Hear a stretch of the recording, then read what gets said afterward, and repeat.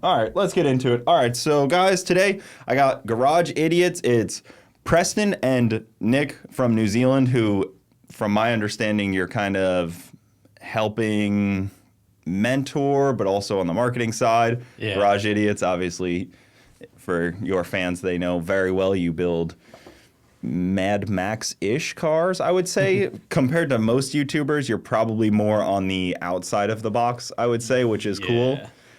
And you came down here for the Burnout Contest. You're Colorado-based, right? So all the good stuff. We get to talk about Bandamere and the sadness revolved around that one. Yeah. And now you're kind of stuck with Pueblo. Yep. Which is, sorry, everybody that always gets mad at me when I make fun of Pueblo. It is what it is. The track is great. Everything around the track is Not. Pueblo. Yes. Yeah. There's really only one way to describe it. Yeah. It is Pueblo. So you were down here with your Mini for the Burnout, and that was your first, what'd you say, 3 months to build that thing? I think it was probably just over 3 months, but yeah, we started it and then kind of like made the decision like a weekend, like, hey, we should get this done for the Cletus event. And then it just, it was rough. He got here Friday. So you were here 3 days before we left? Yeah. And me and him were at the shop from 8 in the morning to 2 at night for all 3 days, and it was pretty dumb. And shout out to your wife on that one, because you have a 12-month-old. Yeah. Which we were just talking about. Yeah, I have an 11-month-old, and I can't imagine. It was hard because then we didn't see her for that amount of time, and then I was sick right before he showed up, so I was hiding in the bedroom to not get them sick, and then we left for here. So it was like just boom, boom, boom, we're gone. Yeah. It was a haul. But it did a burnout, so it did. There's plenty of people that do that, and then they get to the burnout pit, and it doesn't actually do anything. Sure. That's when that's when it decides not to perform. Did you do like any test burnouts or anything? We did like a blip of the throttle before we left to make sure like it stayed together. Yeah. And then we loaded it and came down here, and then Jamie tuned it in the pits at Freedom Factory. Tuned it. Yeah, tuned it. Yeah. He did a good job. Yeah. It worked. Not to say he can't tune, but, tuning something in the pits is not exactly ideal environment to tune something. He did about what would you say, like an 8-second burnout, and that was his log. And then he did that, and it held. Huge shout out to the startup wizard on the Holly on that deal, I'm sure. Yeah, I'm sure. Because that probably does. It's amazing how much those can accomplish on getting a car to fire up. Yes. Yeah, because if you've done that on other ECUs and you fight it for an hour trying to just get everything right, and that thing just right away. And you said a 4L60 in it? Yeah, built 4L60 from Performa built. Okay. They've got some stuff in some pretty quick cars, but they're like, we don't have anything in a burnout car, so let's see what it does. So what's the plan after now? Because that's always the YouTuber struggle of like, okay, I have a car that's 90% perfect. Yeah. Do you spend the extra amount of time to make it perfect, or? We definitely have some, I think, what were you saying, like a better gear in the rear to get more wheel speed. I'd like to revisit the turbo setup, because we made that turbo kit in like 2 days with stuff I had in the shop. So there's some stuff that we know we should tweak a little bit and try it again. It just is always the struggle of like, do people care to watch that next 20% of work? Probably not. Because it takes so much time to do that like finish work, and it's the worst thing ever because it takes the most amount of time, but it's the most boring of anything, and you can't even get people through the door to watch it. That's been the struggle with most of our channels, like, because most of the time it's me, and then every once in a while a friend will come help. So like most of our channel is the build, which I've learned not everyone wants to watch, and so now we're kind of strategizing, like what strategizing how to kind of move forward with like the video format, because what we've been doing is kind of just keeping us afloat, but it's not getting us where we want to be. So it's it's tricky. I understand that, and I talk to a ton of different YouTubers on this kind of thing because, not only is it like, okay, even if it's working, you get bored sometimes too, and it's a creative field, so if you're not just like trying to do something creative and like actually like make yourself work a little bit, you're gonna get bored and burnt out. Yeah. When it's I mean, as you know, I'm sure with some of your videos, like, it's really depressing almost when you are confident in what you're doing and then you put it up and you're like, why? Like, that was the video that was supposed to do it. And then you're like, okay, well, we'll rethink it and try it again. Yeah, almost less effort sometimes is more on that. Yeah. And it's even weird too because like I know people that, a 10-minute video, 10 minutes to film and even edit and post does better than the one that took 10 days to film and edit and post. Yeah. And then it's like, okay, I just really suck because Right. like this one took 10 minutes to make, this one took 10 days. And I had the thing that got us over 100,000 subs recently was a short. I built a Chevy Colorado with a turbo in the bed, and it's hidden with a toolbox. Mm-hmm. And it was the most effortless short. I like walked up to the front to show the fake air intake, and then walked to the back, and I was like, yeah, 2 million views. Didn't even edit the clip. And then the rest of the build, like the long form that we put effort into, it was just like, I was like, what? Don't you hate social media sometimes? Oh, it's terrible. Because you don't know how to replicate that. No. You don't know, like, you could make the same video. You could post that same video again, and it won't do as well. It probably wouldn't. You just can't replicate that. Yeah. Like, even on a different platform, like, you posted, and it just, like, wouldn't do as well. Yeah. You can't, especially on short stuff, it's so hard to game that algorithm. Yeah.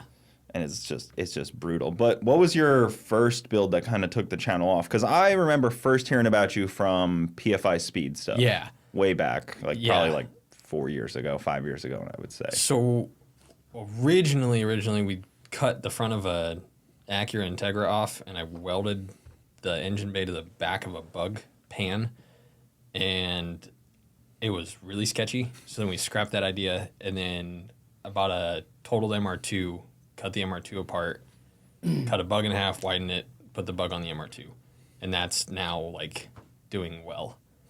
Like drive-wise and everything. We went like a 1060 something this year, which I know in YouTube land is boring now, but it was a big accomplishment for us. If you're not going fives these days. Dude, it's Are you even a real drag racer? yeah. It's like once we got into the 10s, it was like, oh, this is slow now. Yeah.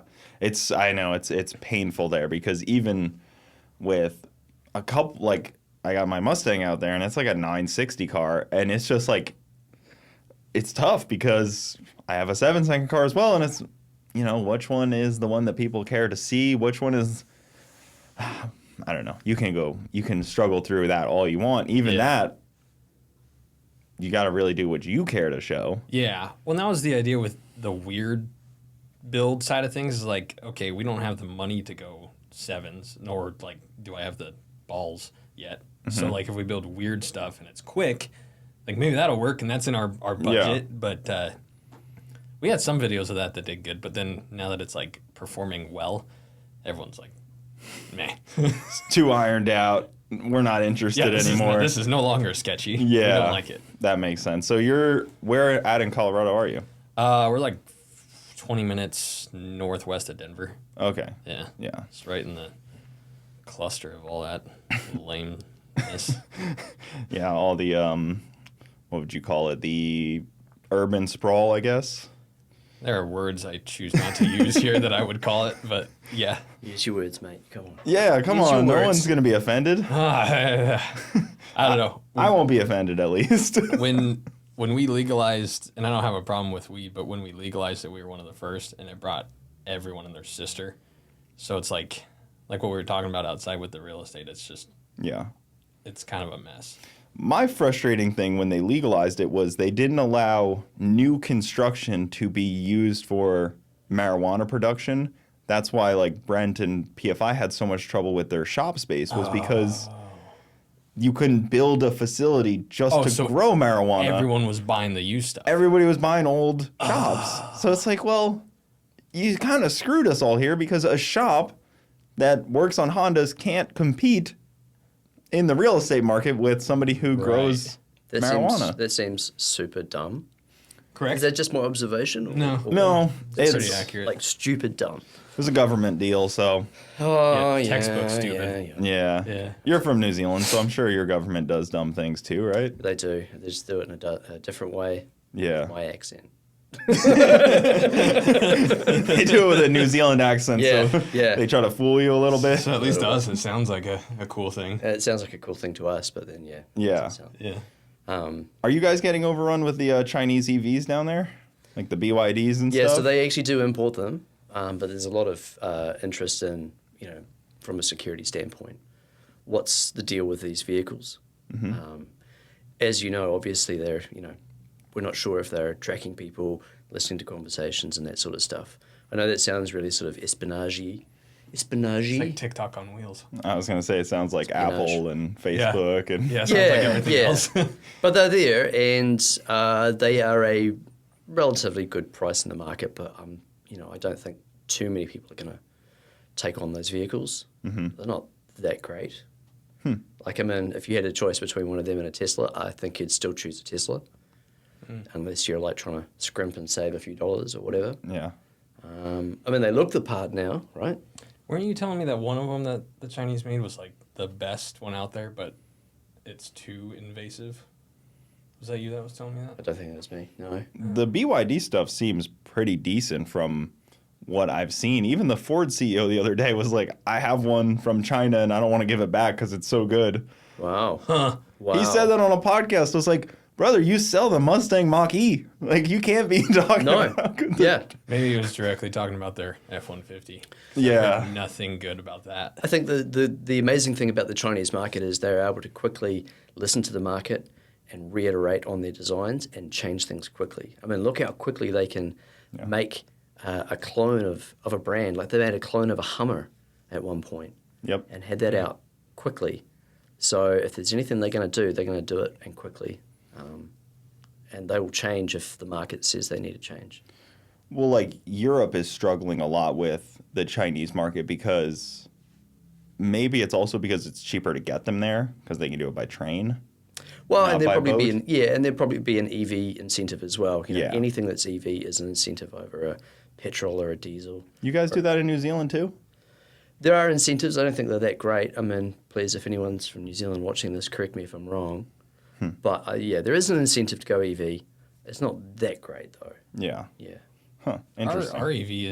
Our EV incentives here are kind of like conspiracy-esque because you're like, why?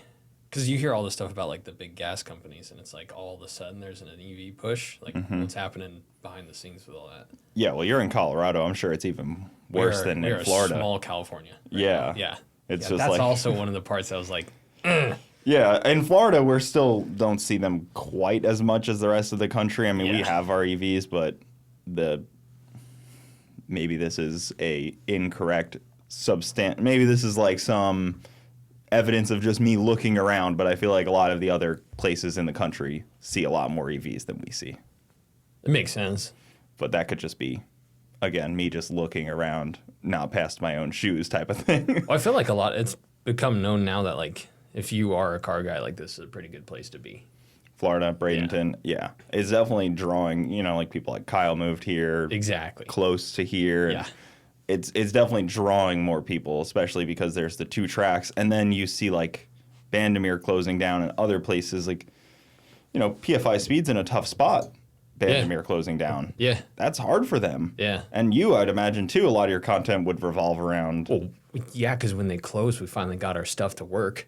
Ah. So now it's like sick. Like that Jeep Corvette thing, we just finished that for Ice Cream Cruise, and now we got to drive 2.5 hours south to race, which isn't bad because I know a lot of guys have to do that regularly, but when it was 15 minutes from our shop, and now Yeah. it's not. It's kind of a sorry. Yeah, you're okay. Yeah, it's kind of a big bummer.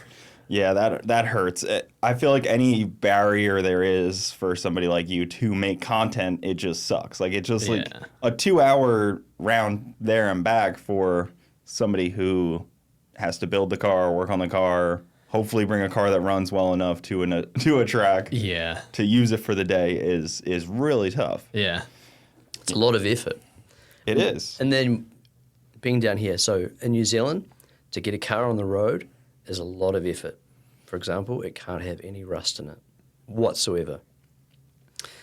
What I've seen in Colorado, Can't have rust on it? yeah, How do they wait? So they inspected that. Like, do they use like a Magnets, inspect for rust in like major areas and that sort of stuff. In Colorado, we saw it says Subaru Brat. And I could see clear straight through it. I'll send you a photo. Yeah. You could see clear through it. It had a M90 supercharger on the top of it. Siliconed on. To not the engine. Yeah, and it wasn't running on the engine. And the bonnet was, no bonnet. Like, that would never, ever be on the road in New Zealand. Ever. So is everybody in New Zealand driving fairly new cars then at this point? Like, Well, no. So you see my car. So it has a warrant of fitness inspection, and that happens every 6 months. And they're checking across, I don't know, let's say 50 criteria. So all of those vehicles you see there have to have a warrant of fitness inspection. every how often? So my Lorel is every 6 months. My Ute is every 12 months because it's newer. My Booster is every 12 months because it's newer. And then the Lotus is, every 6 months because it's so old. Because it's pre-2000 when it was first registered. How much does that cost? So to go get a warrant of fitness every time is $68 per vehicle. And then you pay registration for the year. So my bike's registration is $640 a year. And then my car's is about $120 a year. And then, if the police pull you over and you look like you're driving a defective vehicle, you'll get a strike, a sticker on your window, has to go off the road, and then you've got to get it fixed. And that's it. So, Do you guys need help? I tell you what, no, but Blink twice if you're captive by your yeah. But here's the thing: we have in New Zealand, like if you were exporting cars from New Zealand to come to America, we have a high grade of vehicles that are well kept. Yeah. They're road going, they're well serviced and clean. That's an incredible feat in itself. It's a bit like Cuba in a way, right? How many old vehicles do you see on the road in Cuba? Like, they have to keep those things going. Yeah. But different story. The Lorel also has to have a... I'm sorry that you're comparing Australia to New Zealand to Cuba. Yeah. The most communist country in the world. And the Lorel also has to have a low volume vehicle certification, which means that someone who's part of the LVV sees and cites all of the modifications that have been done to it. So steering wheel, seats, exhaust, engine, brakes, bolts, all that stuff. And that costs about $2,000 now, Kiwi, to do that. Then it can go for a warrant of fitness. And how often does the one that costs $2,000 have to be done? Oh, it's one and done. So when you do all your mods and you don't do any more, you get a plate. I think now it's an RFID chip that goes on it. And then if anyone pulls you over or you go for a warrant of fitness, they can always check that LVV. They know it's legit, it's mint.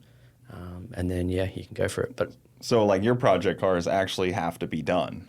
Like, I'm not... That's a great way to put it. Yeah. You know what I mean? Like, I'm not used to that. Like, I don't know, I may add some more things in the future. You actually have to be, like... sure that you're done. I've been talking with Preston, so I'm doing engine upgrade at the moment to it. I'm also putting Audi brakes on it. I've also got some new wheels for it as well. All those things have to be recerted. So I'm going through the cert process again. Mm-hmm. I also have to widen the rear arches as well. So I just can't get in there with the angle grinder, make those changes, and then go have fun. It's you wouldn't get insurance cover either. Almost everything he told me, because we had a 27-hour drive down here, everything he told me about at least the car stuff in New Zealand made me not want to live in New Zealand. Yeah. Everything is very... But how easy has it been for me to pick up chicks with my accent here? What does that have to do with It's been so easy. I mean, personally, Yeah. I mean, the amount of hours I've spent in the U.S. just driving with no plate at all, Yeah. I feel like down there I would be locked up. Yeah, so plate on the front, Or plate the car on the would back. get crushed or something. Well, if you're caught doing what's called boy racer activity, so like doing burnouts around roundabouts and all What do that they sort of call stuff. A roundabout. Boy racer. Boy racer? Yeah. Boy But for you, racer. in your case, it might be man racer. Yeah, that's right. Yeah, that's a bit emasculating, but big man. you can wear it. So is there a big car scene? I'd imagine if there's anybody with a modified car, I'm immediately putting them as like, oh, you're rich. Like, you know what I mean? If That you would got, make sense. Because if you got a modified car, Yeah. there's a high barrier of entry. In Florida, the barrier of entry to like a bolt-on car isn't quite that bad. You don't have to pay $2,000 to get your plate. I mean, it's definitely a case of, safety isn't third, safety is first, and that's been their big priority. And, you'll find a huge amount of well-looked-after cars, Yeah. People want to have something and they want it to be good. I mean, I'm lucky I've got a few vehicles now. You know, that's quite the collection I've Yeah, made. I know. You had a whole photo album. I got the for me. fleet. I'm playing with the Yeah. full deck. But there's But lots again, of really like good you're cars. saying, you have a lot more appreciation for them because there's a lot of higher barrier of entry. Yep. And you can't just take an angle grinder to it and start cutting your wheel arches because there's that high barrier of entry where all of my cars actually have angle grinder to the wheel arch. See, and that's one of my favorite tools. So That's his I have favorite a tool. giant issue with that. They're Yeah. very good tools. Yeah. Yeah. Do they keep track of how many, floppy disks you go through as That's a well? good point. Yeah. Oh, there's a tax on that. Yeah.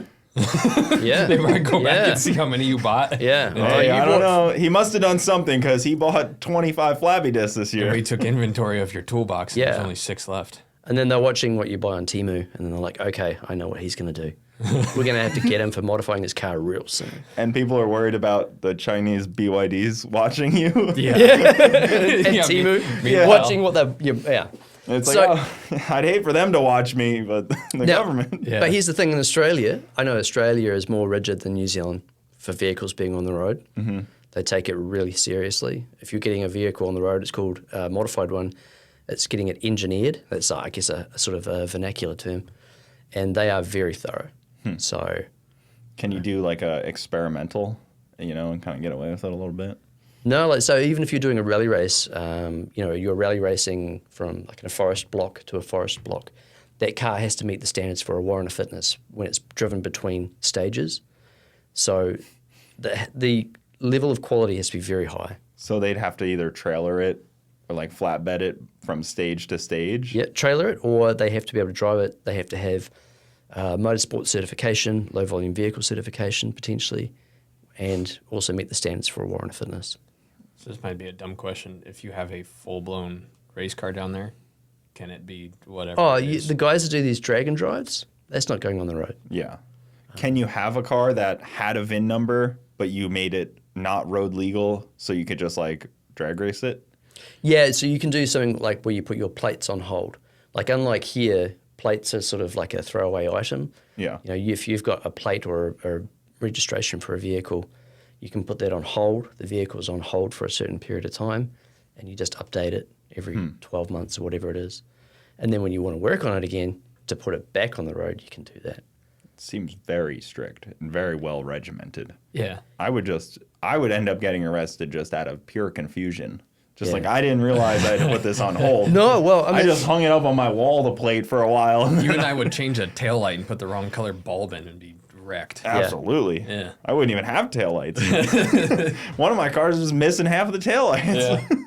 yeah, I mean, it's when you've grown up in it, you don't know anything different. And that's just the way it's always been. Mm-hmm. So I've always taken it very seriously to do things the right way and to do it safely. And I know that, mate, it's just a different mindset. Do you guys have a big car scene though?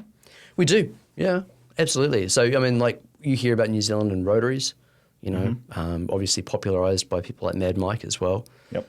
There are so many rotaries in New Zealand and they're of the highest standard. They're impeccable cars, like show cars almost. How could you possibly, because I guess a lot of what we're talking about is not EPA environmental related as much as it is safety related. Correct. I Yep. can't imagine any rotary passing an environmental. So the noise... They have to burn oil by design. Point. Solid point. Yeah, so you go through an emissions test as well when you do the low volume. If your tune is like super rich and you're blowing smoke, you won't get through. Rotaries also have to be, or all cars have to be 95 decibels or quieter out the exhaust. Now I'm sure, don't get me wrong, there'll be people that like put in the test pipe or whatever and make it noisier, but you do that at your own peril. Because if you get, say if you're in an accident and then your insurance asks you, what have you done to your car that's different? And they find that you've modified a bunch of stuff or the exhaust, you might not get your insurance. So, yeah. So you just have to risk it, roll the dice a little bit there. and Risk it for hope. the biscuit. Yeah, I guess Yeah. you gotta hope. But Yeah. But there's always events to go to with Yeah. your nice car to get it on the track. Like, you can go around the track and do burnouts or whatever it is you want to do. what would you say is There's the an outlet biggest for event it. there? So biggest event is chrome or foreign rotaries. So chrome is a bit of everything. Foreign rotaries is obviously as it sounds. Those are the main events for people who are street cars and stuff. But then there's motorsport happening all the time.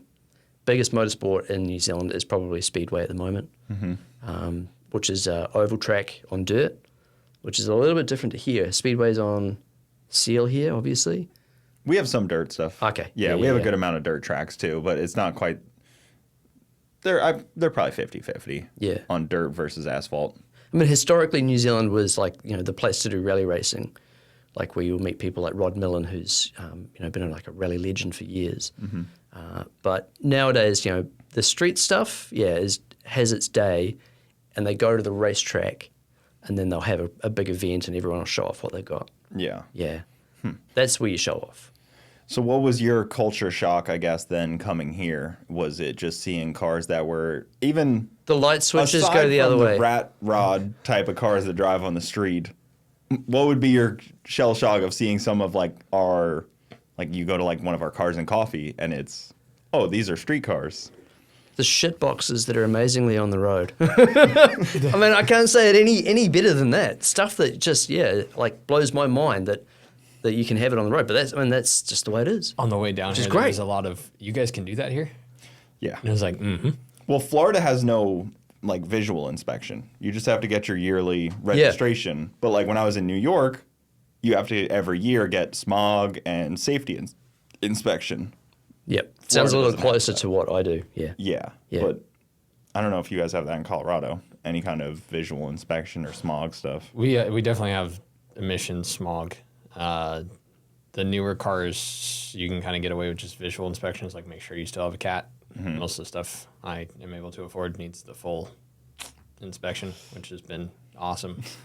You kind of know See, a guy. you're slowly becoming like us. Well done. Oh, us as a state, yeah, it's horrible. Whose side are you on I here? feel imprisoned.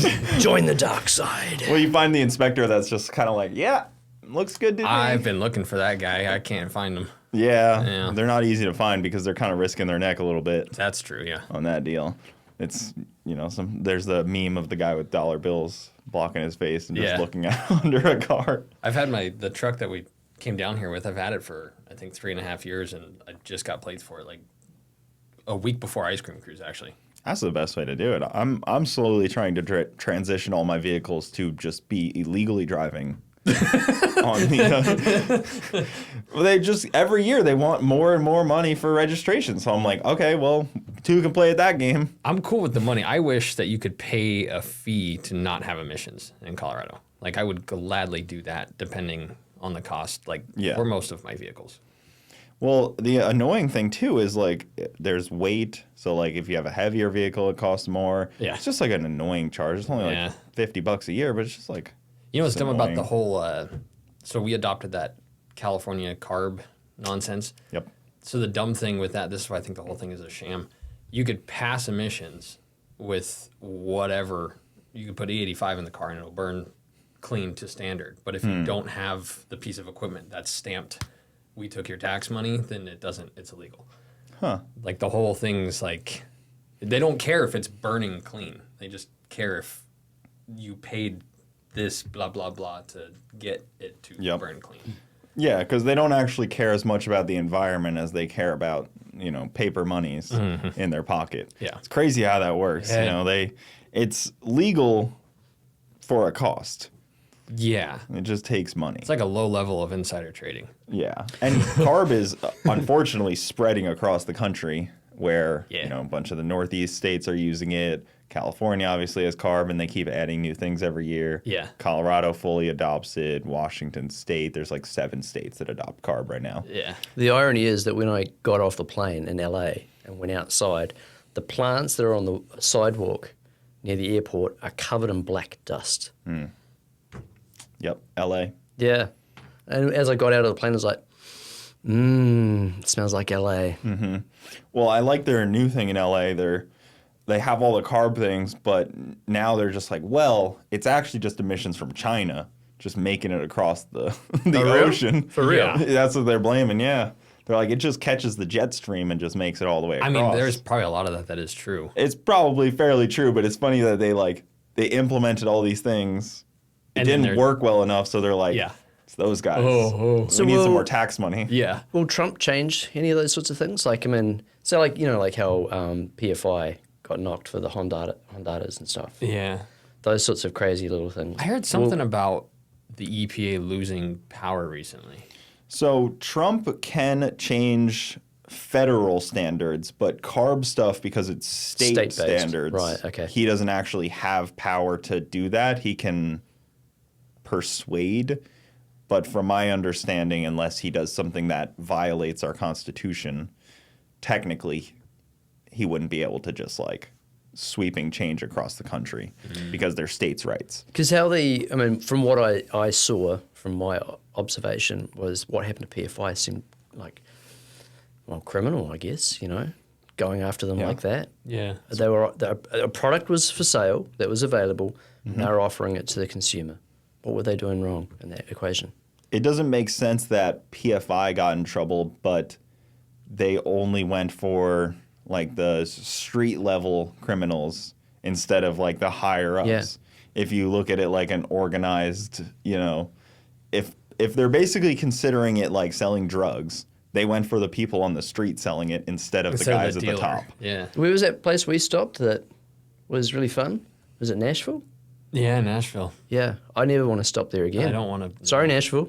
No, it's okay. I mean, I've been to Nashville. It's definitely a party city. Wherever we stopped on the way down here in Nashville, I never want to stop there again. I'm I've so heard there are sorry. good I'm so parts. sorry. Yeah.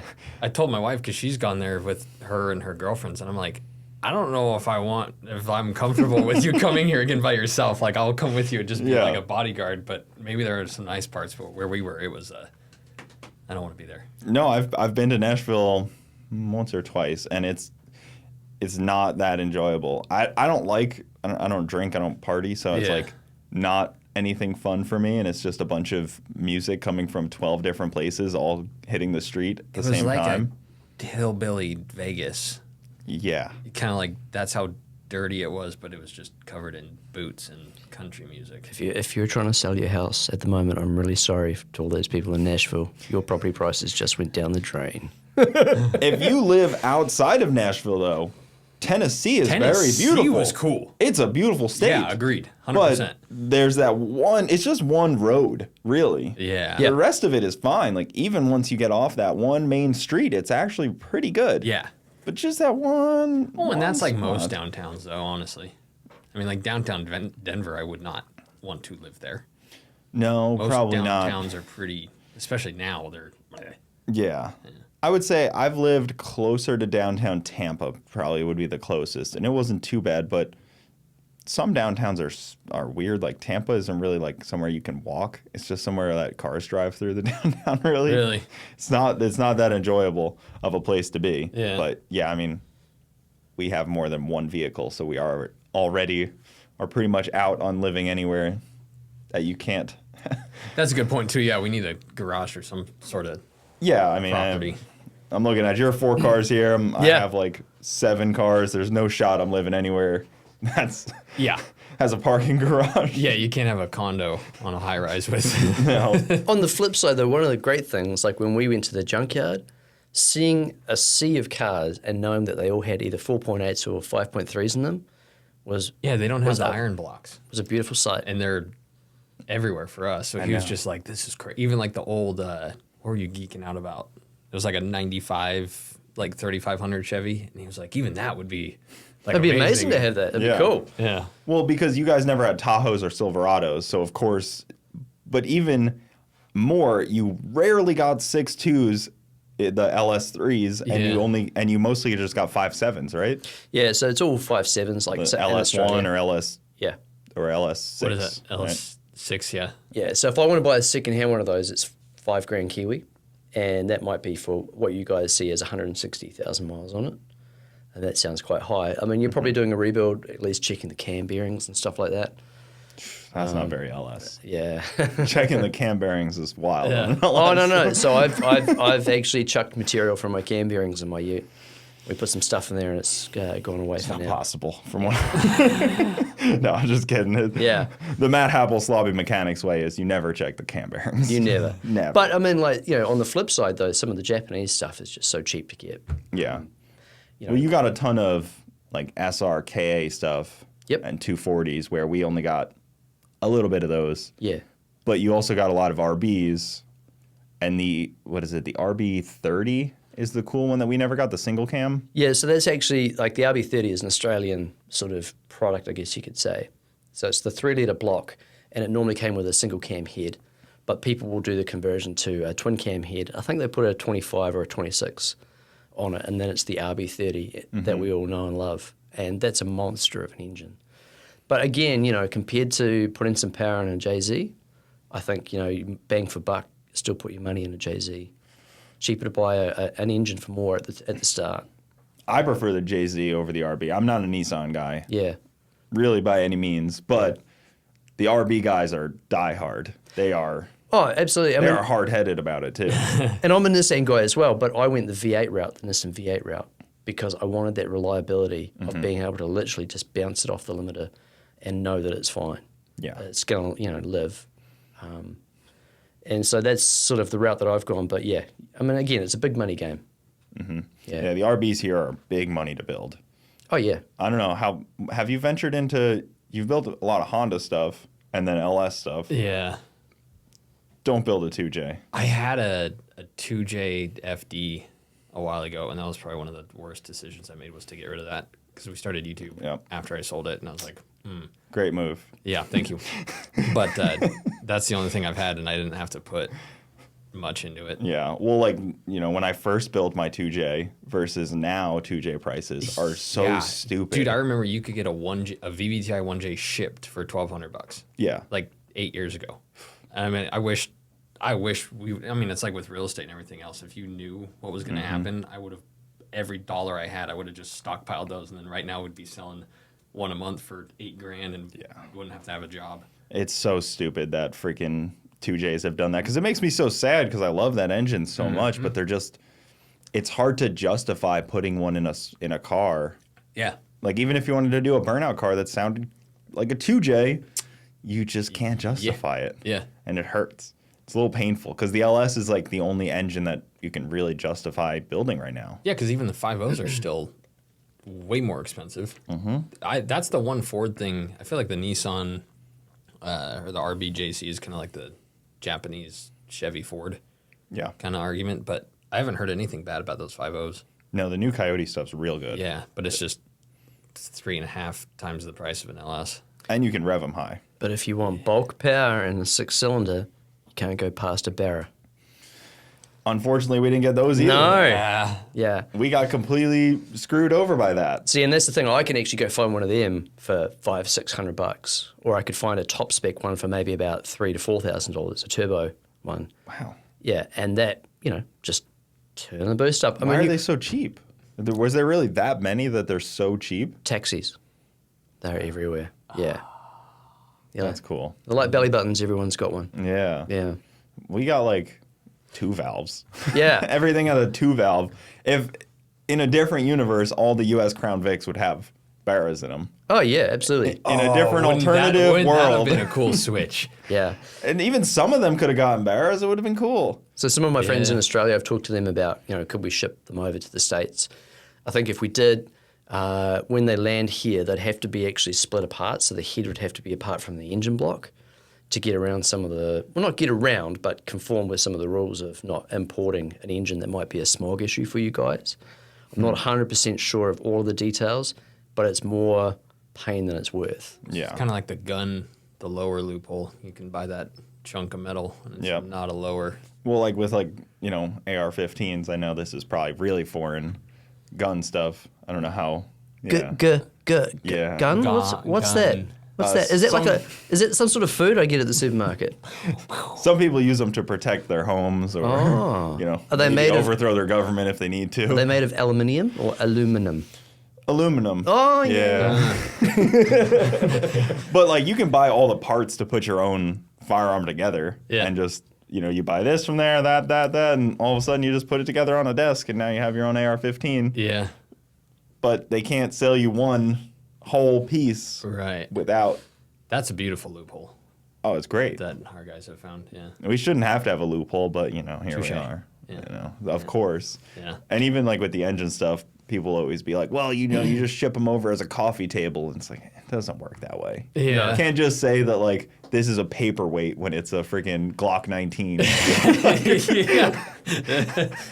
I had brass That's not what knuckles. they're used for? What? That's not what they're used for? The Glock 19. The 7 I gave you to take home with you. That's what those are. Oh, They're actually hole punchers. that's actually a good name. Long distance. Long though. distance hole puncher. Yeah, Nice. exactly. That way you don't have to get up and walk to the paper. You just. Actually, I got to meet Matt from Timo Ranch. Oh, cool. At Freedom Factory. Nice dude. I was about to say, he's Yeah. as nice as you would imagine he is. Yeah, yeah. That was the crazy part. Is on, what was that, Friday? I'm a shrimp, right, compared to all these guys, and I was starstruck.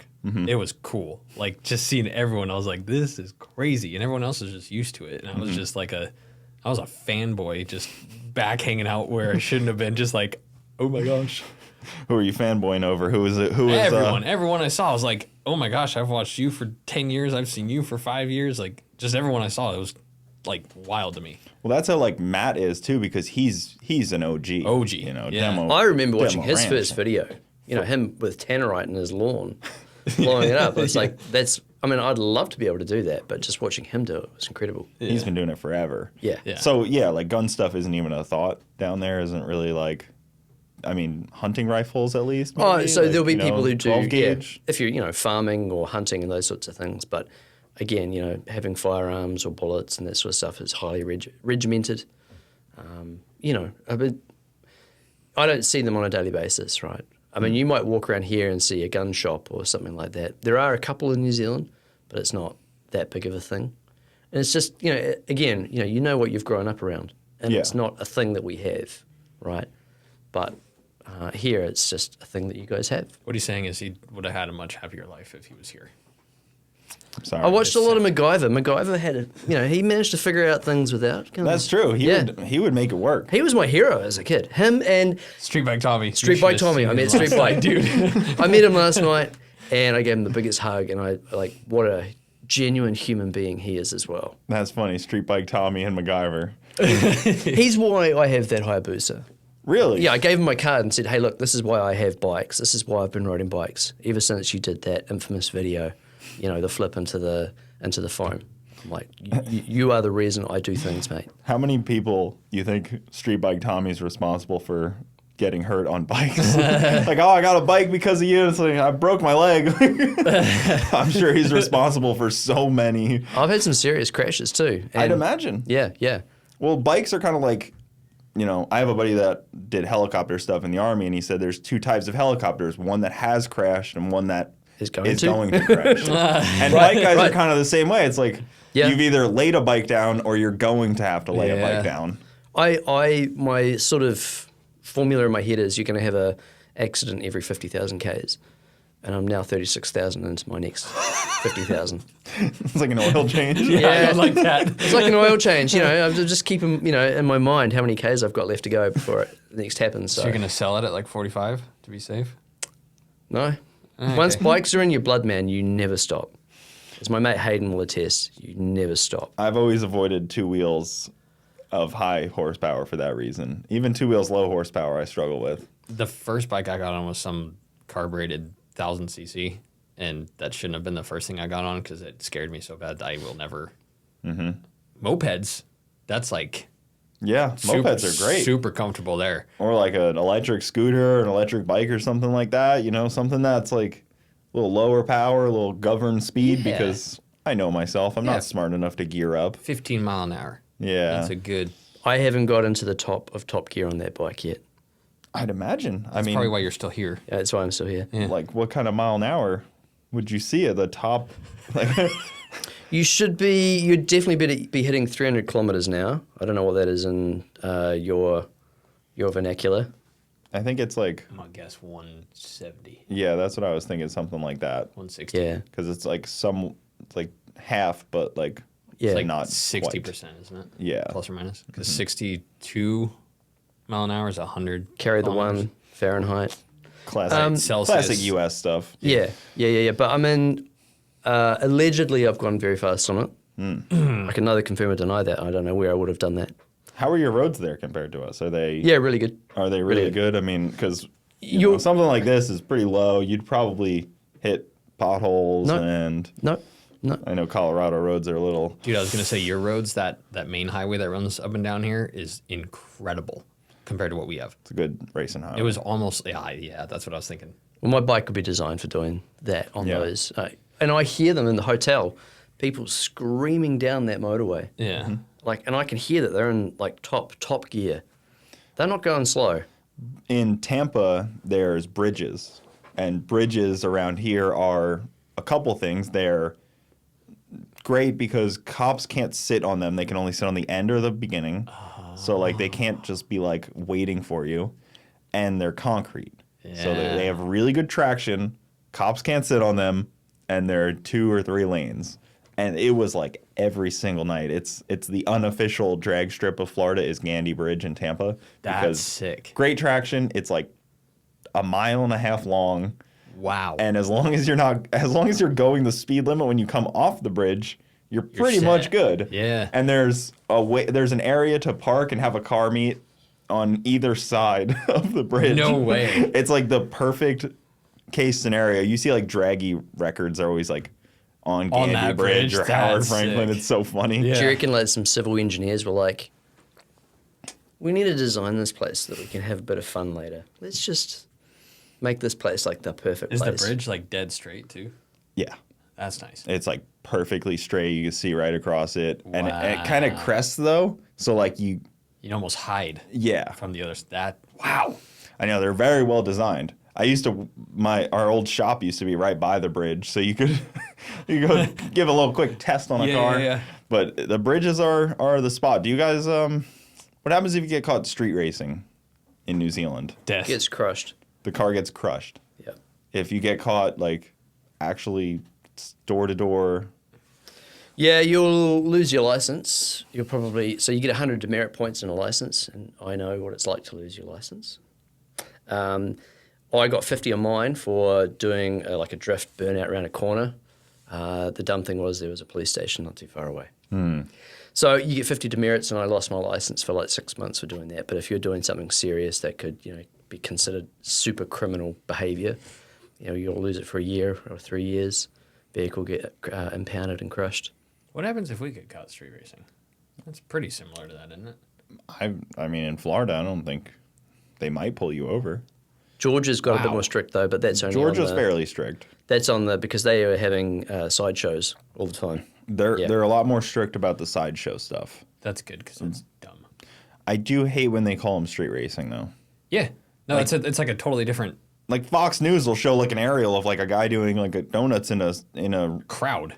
like a crowd of people, and they're Yeah. like street racers are taking over. It's like, You know what a race is, right? Like we all were children and we raced somebody on feet. Like you know what a race is. yeah.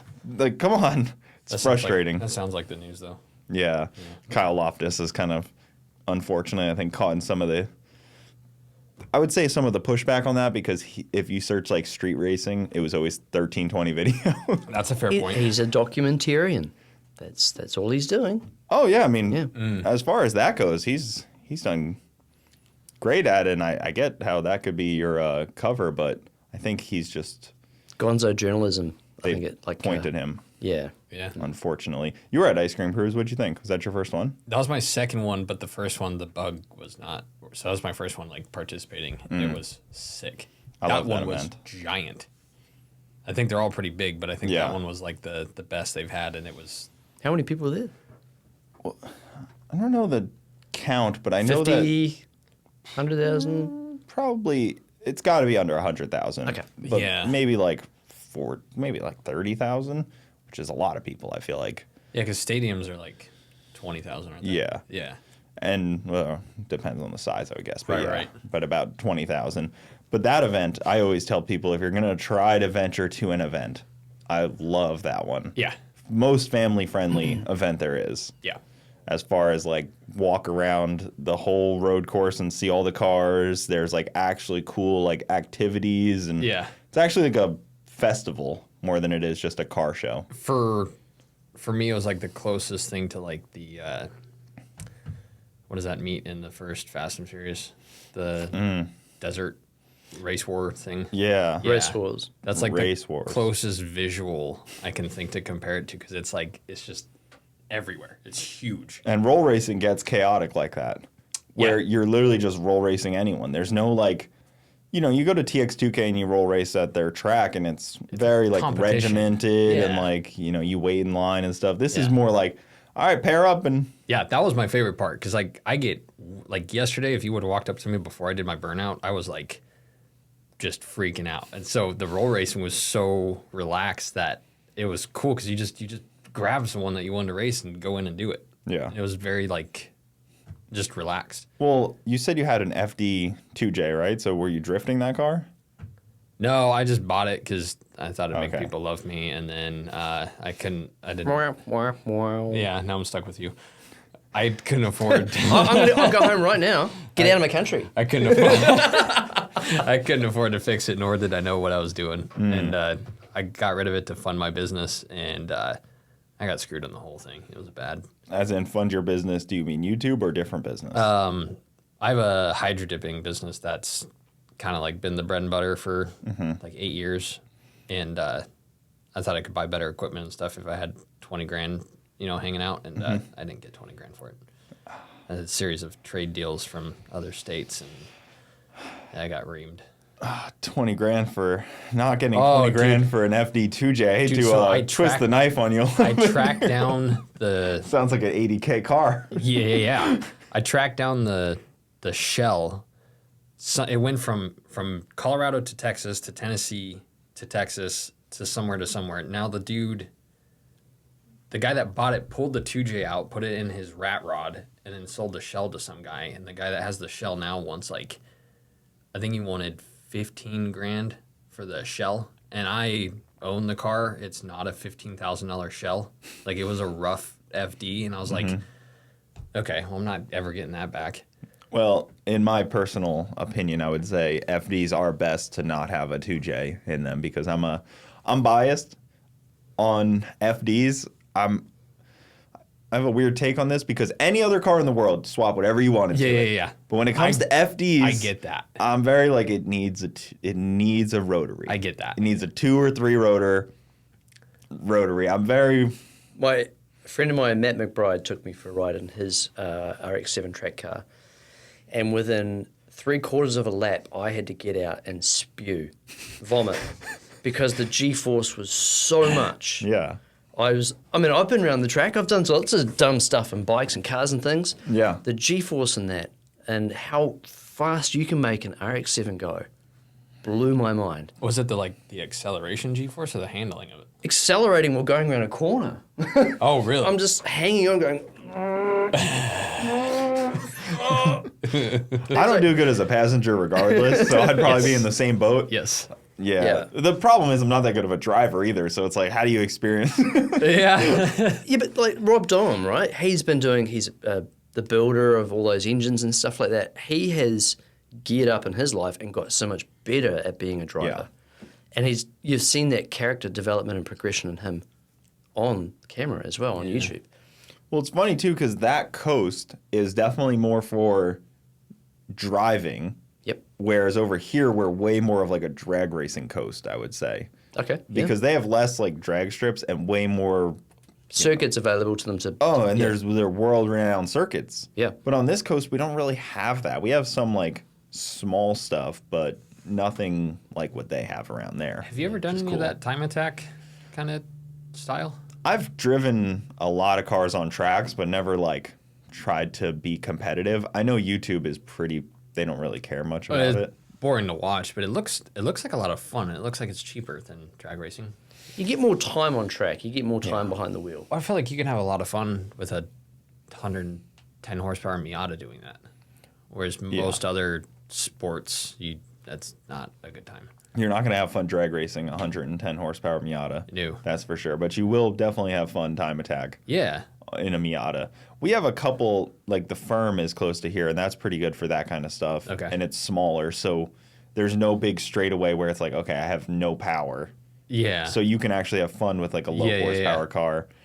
But you go to a bigger track and suddenly you're trying to come around like a sweeping turn in a Miata, and you're going to be like, okay, think someone's gonna rear end me. Yeah. But you guys probably have more circuit stuff, right? Yeah, absolutely. I mean, that's the only place that people get to actually, enjoy what they've got. But as opposed to like drag racing versus circuit stuff. Oh, yeah, there's not many drag strips whatsoever. I think I could probably count them on one hand, maybe. Yeah. Or maybe there's even less, who knows. But yeah, circuits is definitely plenty in the North Island, the South Island. Some are low quality, some are super high quality for, international racing and stuff. Yeah. But nothing in comparison to what Australia has to offer.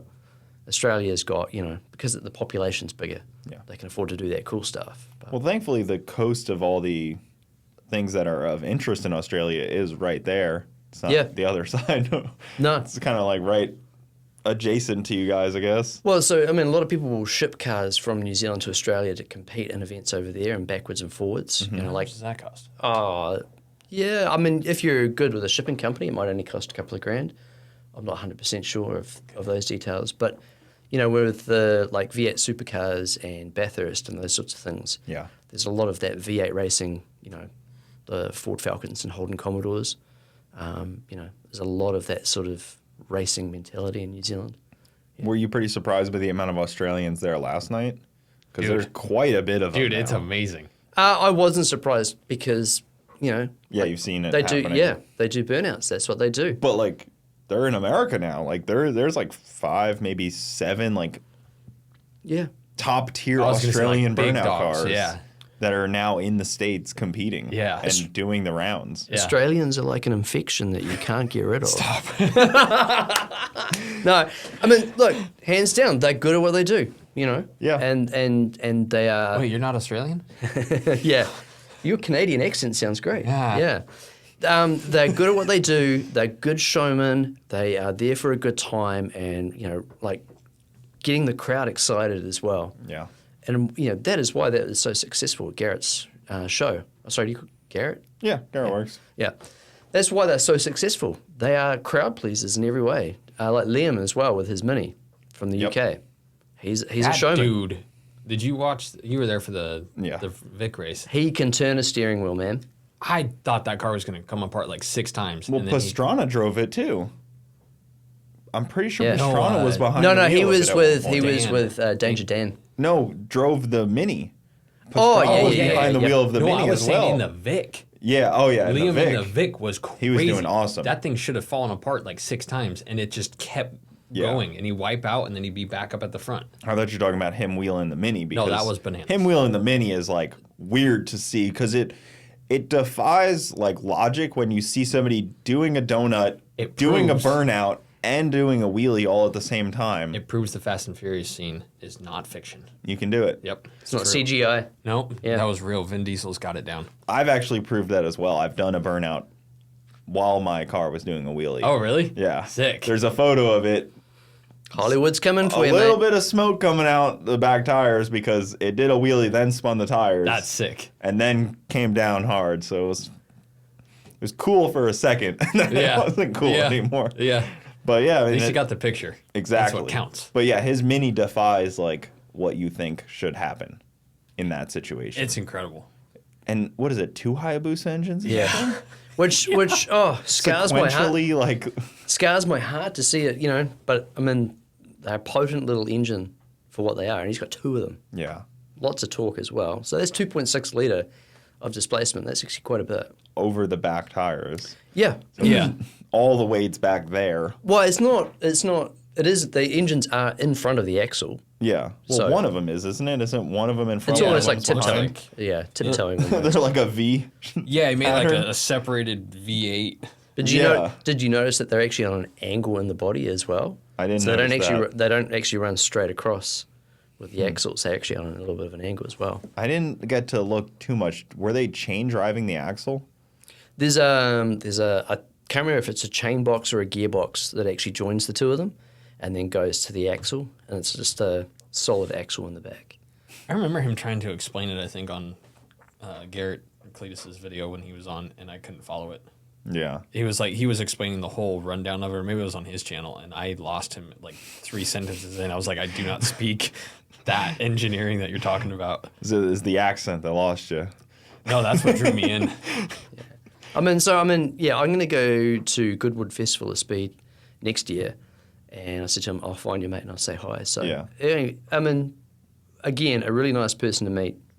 Just, happy to entertain and make people happy. Yep. How cool is that? That car is great for that. And that's most of what Garrett's show is, the competition has become smaller and smaller part of the show. Yep. And yes, the competition is entertaining, but there's, paratroopers, there's jet planes, anything you can imagine. I was shocked at how much of a show it really was. I was very impressed. It's pretty unreal. Yeah. The level of things. Yes. The amount of money spent on a fireworks show or a monster truck is crazy. Yes. I was so, and it's just wild to think that all that stemmed from a YouTube channel. Yeah, a YouTuber doing all that. So cool. That sort of stems from what I've been sort of helping people understand is it's not just the stuff you do on YouTube, it's the businesses you generate outside YouTube that helps provide you with your income, that, provides you with the type of life that you want to have as well. It's not just about that YouTube video. Yeah. He what you do in the real world. He pushed me to do a Cars and Coffee event, and I was like, nobody's going to come to this. Why would they come to my car meet?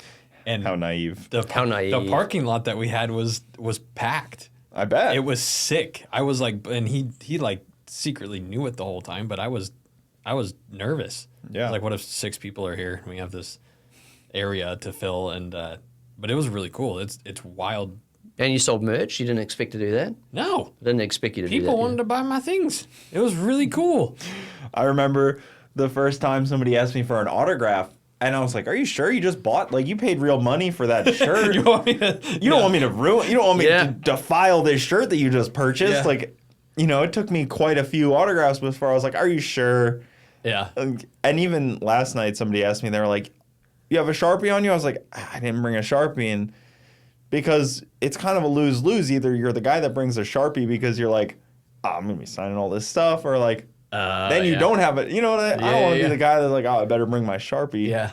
Because I don't have to worry about that for a while. Yeah, you'd be surprised. I don't know, not yet. I mean, good, bad, or indifferent, you are famous for your participation. It just feels weird. Yeah. It just feels, I don't want to be that guy that leaves his house with a Sharpie because I better be prepared to sign autographs. I know what's going to happen tonight. Yeah. People going to want me to sign this. I mean, that's the tricky thing that you've got to, sort of reckon with is people look up to you.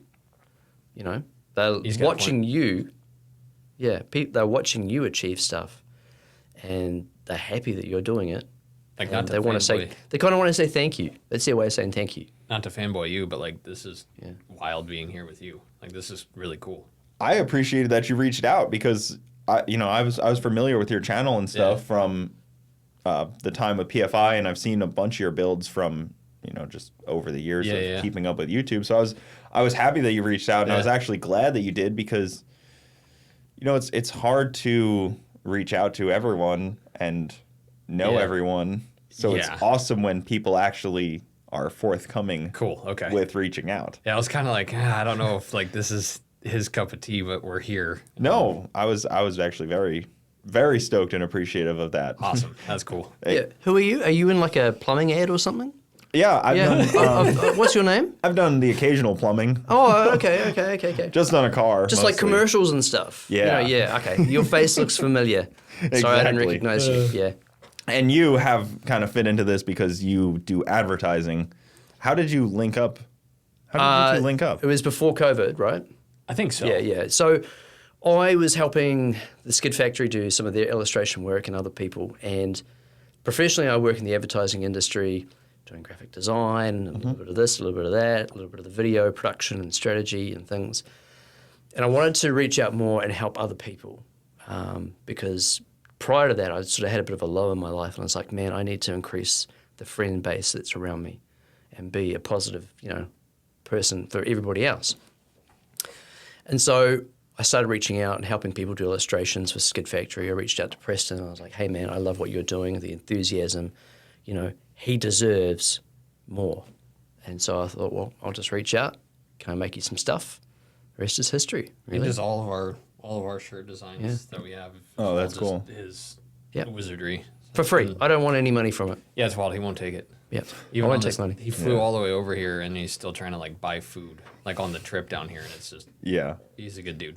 Yeah. That's awesome. Yeah. It's cool to do that. And I've recently started to try to do a similar thing with a lot of people that I know, and Mentoring them and just, participating.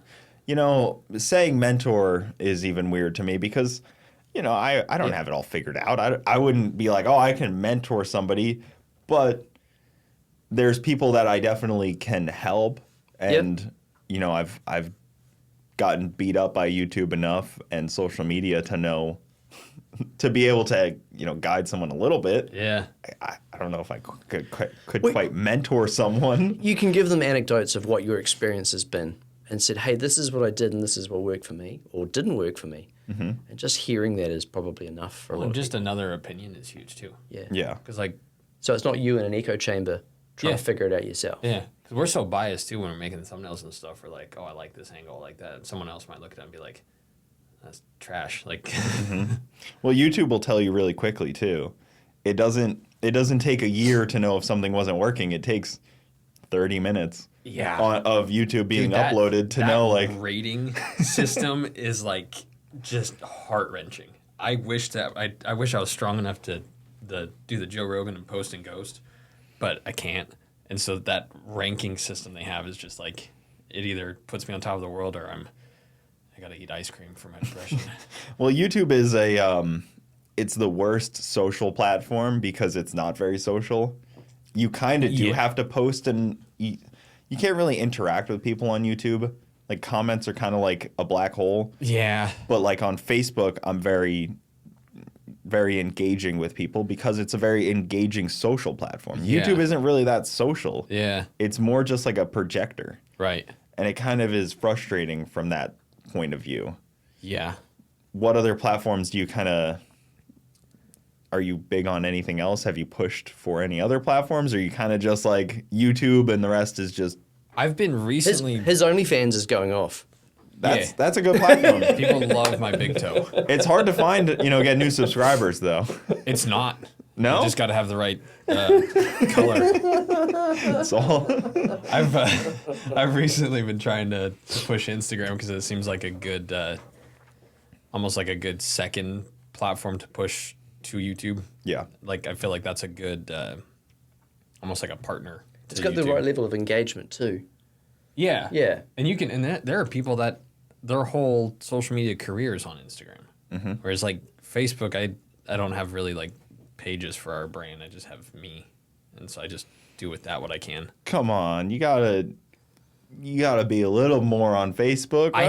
I have the groups, but like I haven't really Yeah. pushed them. And like when I do, it just tanks. So it's like meh. Facebook's more my age demographic.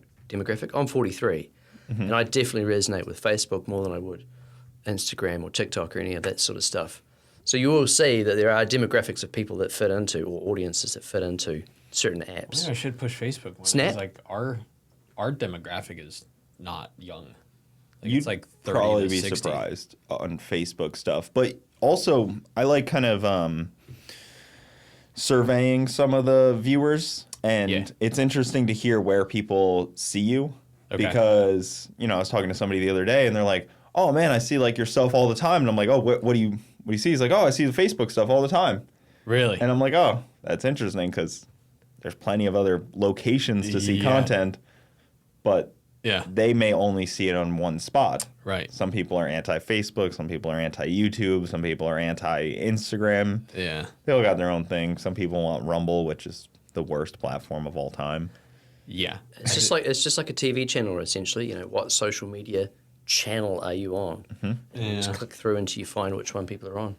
TikTok's the one I kind of just like when I don't care about anything and I want to put anything up, I just like on TikTok, and if it does good, it does good. Well, that's a fun one too because you can almost poke at it, and if something does well on TikTok, then you can drive more into it from Yeah. YouTube. It's like, okay, I hate TikTok for that reason because like it's the same thing with YouTube. You put effort into something you think is good, and then I will film my shoelace, and then it goes viral, and it's like, what? yeah. And there's no way to, like we were saying earlier, there's no way to like purposely duplicate it.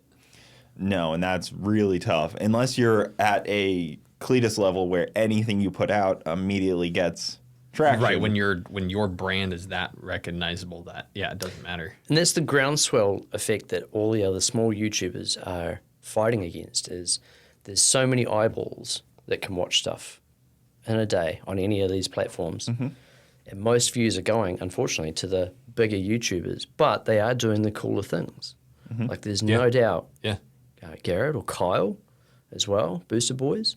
They're doing some amazing stuff. But then you watch there'll be like a YouTube channel that has like 500 views, but it did something amazing like put 2JZ with supercharger and turbo and all-wheel drive in my MX-5 Miata. And you're like, that's the most amazing thing ever. But it only gets 500 views. And because it's so hard to get those eyeballs away from watching the bigger things. It's definitely competitive, and YouTube's pretty weird. Even their philosophy is they want as many people as possible to be taking a paycheck. Yeah. They don't care quite as much about, like, you know, some people taking the bigger paycheck. They want it like as many people as possible. Yeah. You're almost best off trying to get into somebody like Garrett or Kyle suggested, where Yep. Oh, for sure. after the video, after Kyle's video, it pops up. It's the squad effect. Like, you know, C-Boys do it really well. There's a squad of them doing stuff, and people really buy into it. Yeah. And then, say with Garrett, you can see there's Garrett, and then there's JH Diesel, there's Boosted Boys, there's all these other satellite brands.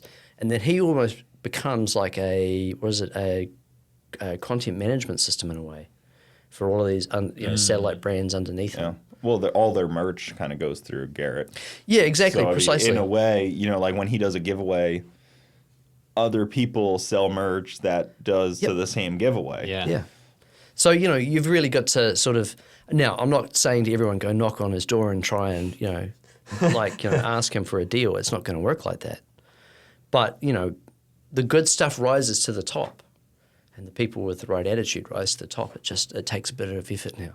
Yeah. You've got to be something special. Who would you say your audience probably overlaps with the most? Like a PFI, maybe, or like a Boosted Boys? It's really hard to say because nothing we do is normal.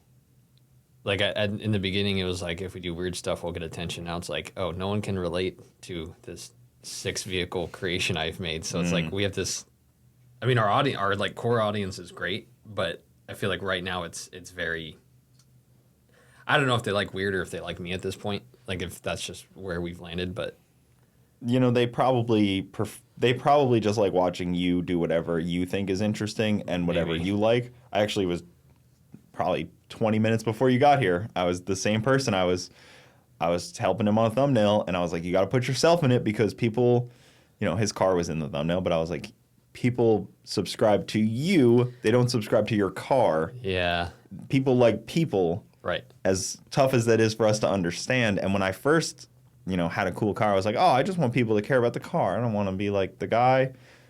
But that's not how humans relate to Well, it other feels humans. strangely narcissistic. It is. When you're making the thumbnail and you're like, and that was the whole thing with the cars and coffee. Like when he was telling me to do it, and people are gonna come because they like me. I'm like, this feels like gross almost. You have to get to somewhat of a narcissistic point to think to make a 10-minute video or 20-minute video of yourself talking or doing something Yeah. and think somebody else in the world wants to watch this. It's a very weird like gray line you have to like. Yeah. Yeah. You have to be somewhat narcissistic to think people care about this Yeah. and my opinion and my thing. Yeah. What can I say? I'm great at teaching people to be narcissists.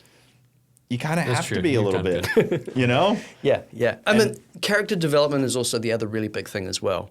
People want to see people, you know, going through the steps and getting to the next, you know, level. Mm-hmm. And, you know, like, what do you remember what you were like when you first started doing videos? It was you and Garrett, wasn't Yeah. it? Yeah.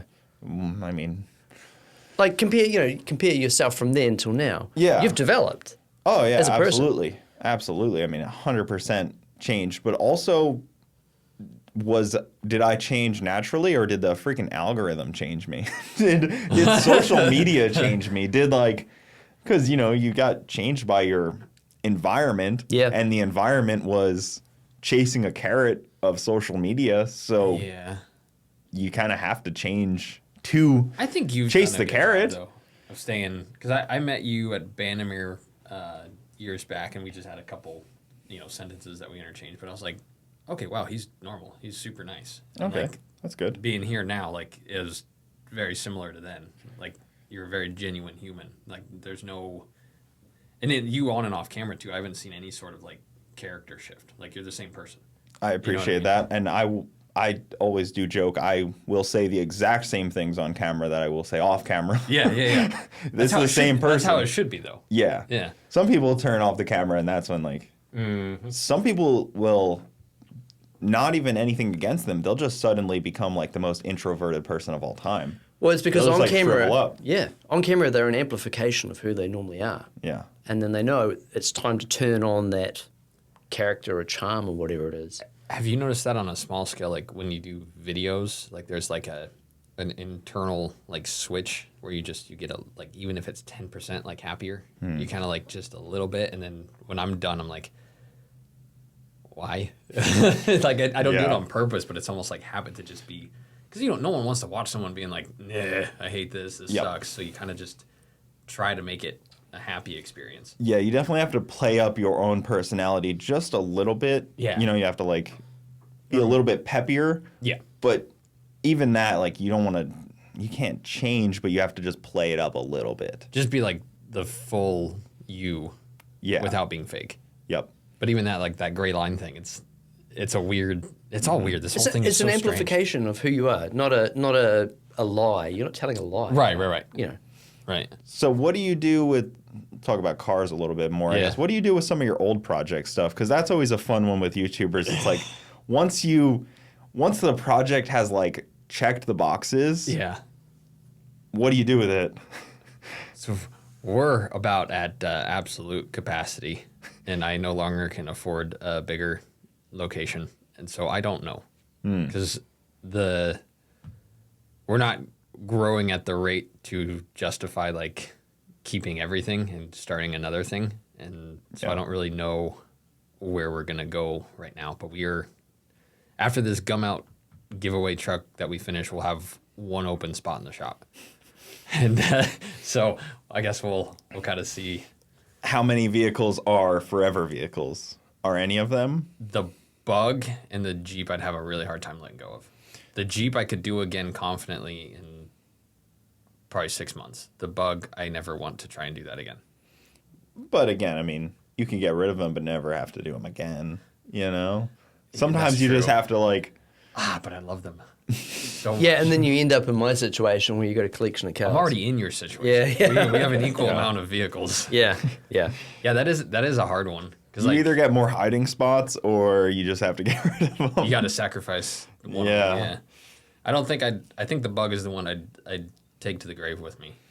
And then the other flip side is selling some of these vehicles, because the last thing you want is somebody buying one of these and calling you up Monday, hey, I tried to start it and it's doing this thing. Yeah. As is, whereas, I think is probably the best way. Yeah. Like you buy it because See, you that'd like be the it. other thing with the Bugs. Like the Bugs chassis is questionable to a certain buyer, whereas the Jeep is it's like Leroy but with a Jeep tub. So like structurally, it's a Yeah. Corvette. So that one I'd have confidence given to someone knowing like it's yours, it's fine, it's done. The Bug MR2 thing, it's like, is it gonna fall in half? Like what's gonna tweak and bend? So I don't even know if I could sell the Bug. I'd probably have to like just strip it and crush it for my peace of mind.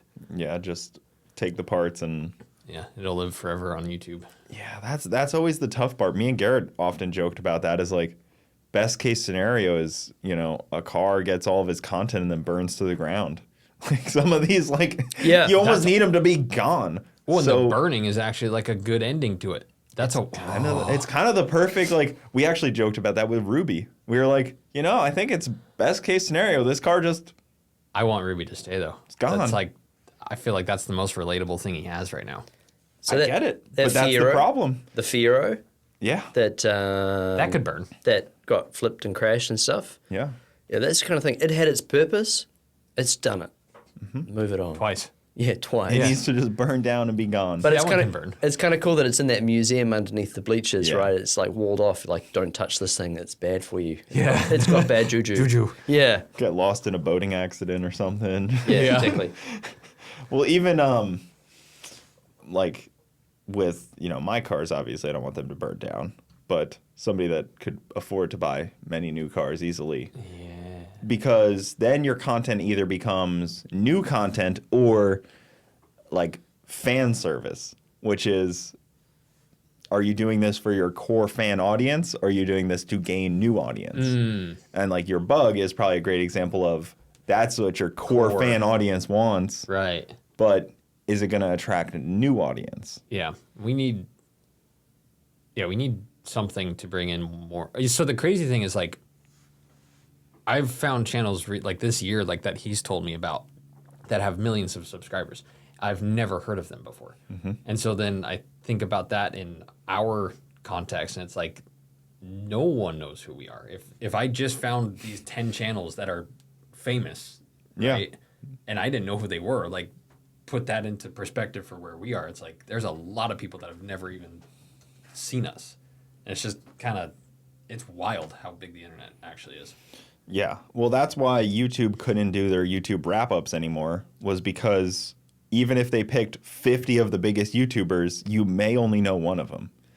Yeah. They couldn't even do the wrap-up videos anymore because nobody knew nobody even knew, like, maybe you wouldn't even know one of them, maybe. Yeah. But this is their biggest creators. Yeah. So they had to just, like, stop doing it. Even if you picked, like, car YouTube world's a little smaller, but, like, the 50 biggest automotive people might not even know all of them.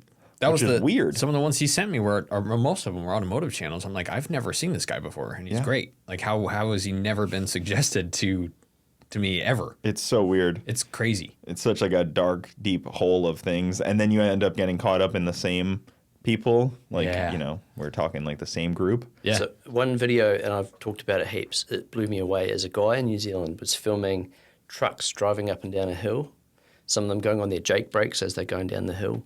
And within 16 hours, this guy had 400,000 views Just traffic. Yeah. of traffic. Huh? And then maybe he does the thumbs up behind the camera and they toot their horn.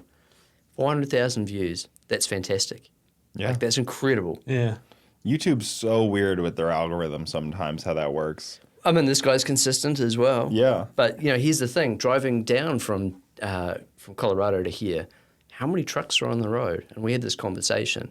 How many of those guys are in their trucks all day listening to podcasts or doing stuff or watching something?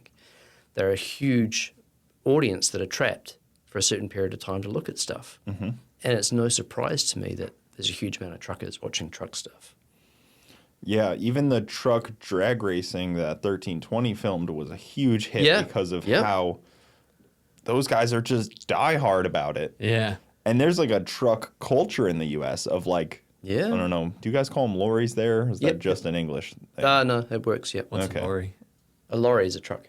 That's a truck? They call them lorries. That's silly. It's very... Why don't you call it a truck? Because that's what it's called.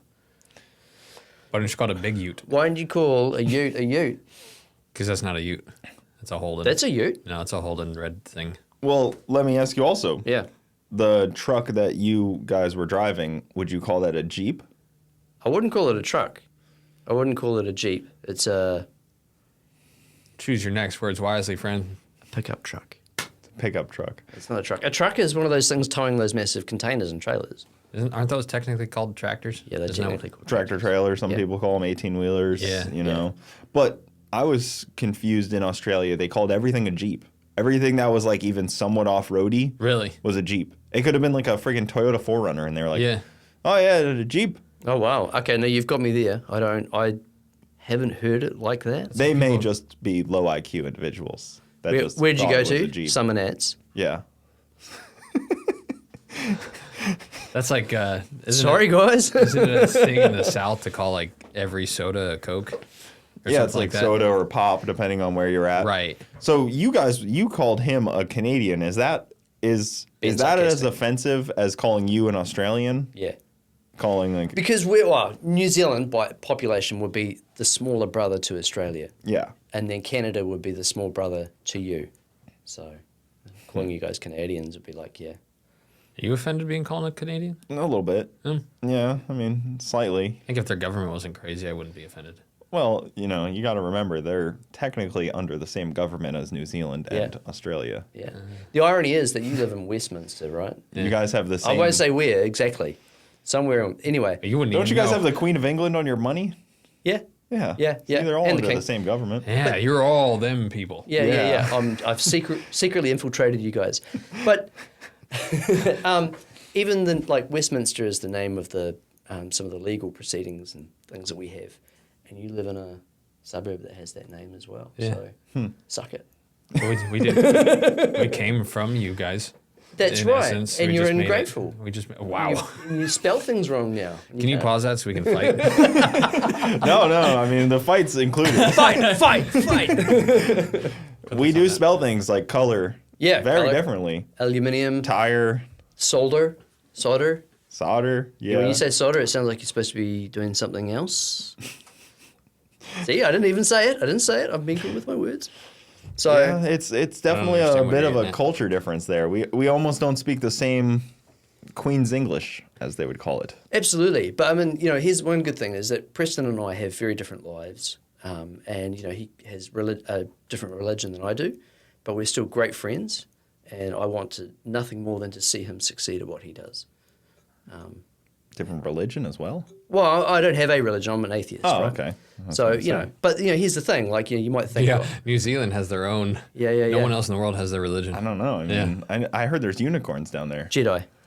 Jedi. Yeah, I'm Jedi. The Force makes But, sense. no matter what the boundary is or whatever, I want to see him succeed. Yeah. And I'm here for him, whenever I can, however I can. And I think that's what builds good friendships. And Yeah. I hate you less because you said that. So. We can hug later. Well, that's always the hope is like, with the YouTube world is I've always thought if you could get more people watching YouTube and watching car stuff, it rises all the ships. And Absolutely. That's always been my hope. And when I hear and see people like, especially the older generation, like you hear like a 60-year-old guy that's like, oh yeah, I don't have a cable, I just watch YouTube. Yeah. That's awesome. Yeah, That's it's like sick. that's like a win because that's the hardest demographic to reach. Yeah. It's easy to reach the, 10, 15-year-old kids because they come from like Fortnite videos and then they just start watching automotive YouTubers. I feel like the 50, 60, like that age group, though, I think those are the guys that like will actually sit down and like watch a video. Yeah. There's like the younger guys, if you don't have them like that TikTok editing hooked. then Yeah. they'll Well, just be like- advertisers like the older guys better too because they have money to spend. So you get better CPM when you have an older okay. demographic. Okay. 'Cause they actually have money to spend. Huh. And another thing with YouTube is that like any business, you're always trying to work with the top 5% of your customers. In this case, with their top 5% would be the best performing YouTubers as well. They get a higher CRM and the people at the bottom get a lower CRM.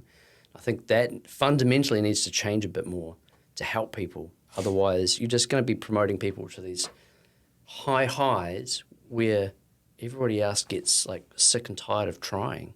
You're not going to have that new wave of creative stuff coming in.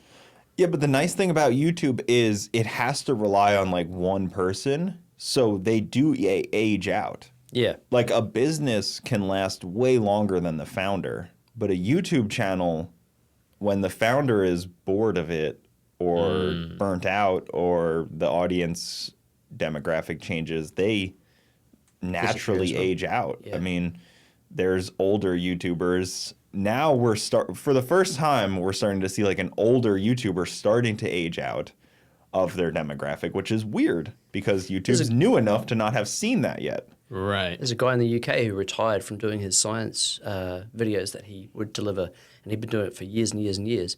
He decided it was time to end. And that was incredible. I may have seen, but the channel kept going, right? The channel's there, but he's not doing anything. He's just said, that's it, I'm done. I saw someone else that like took a step back, but like the channel stayed, but he had this really emotional. He was I forgot who it was. Oh, is it the gun guy? The Fledermaus?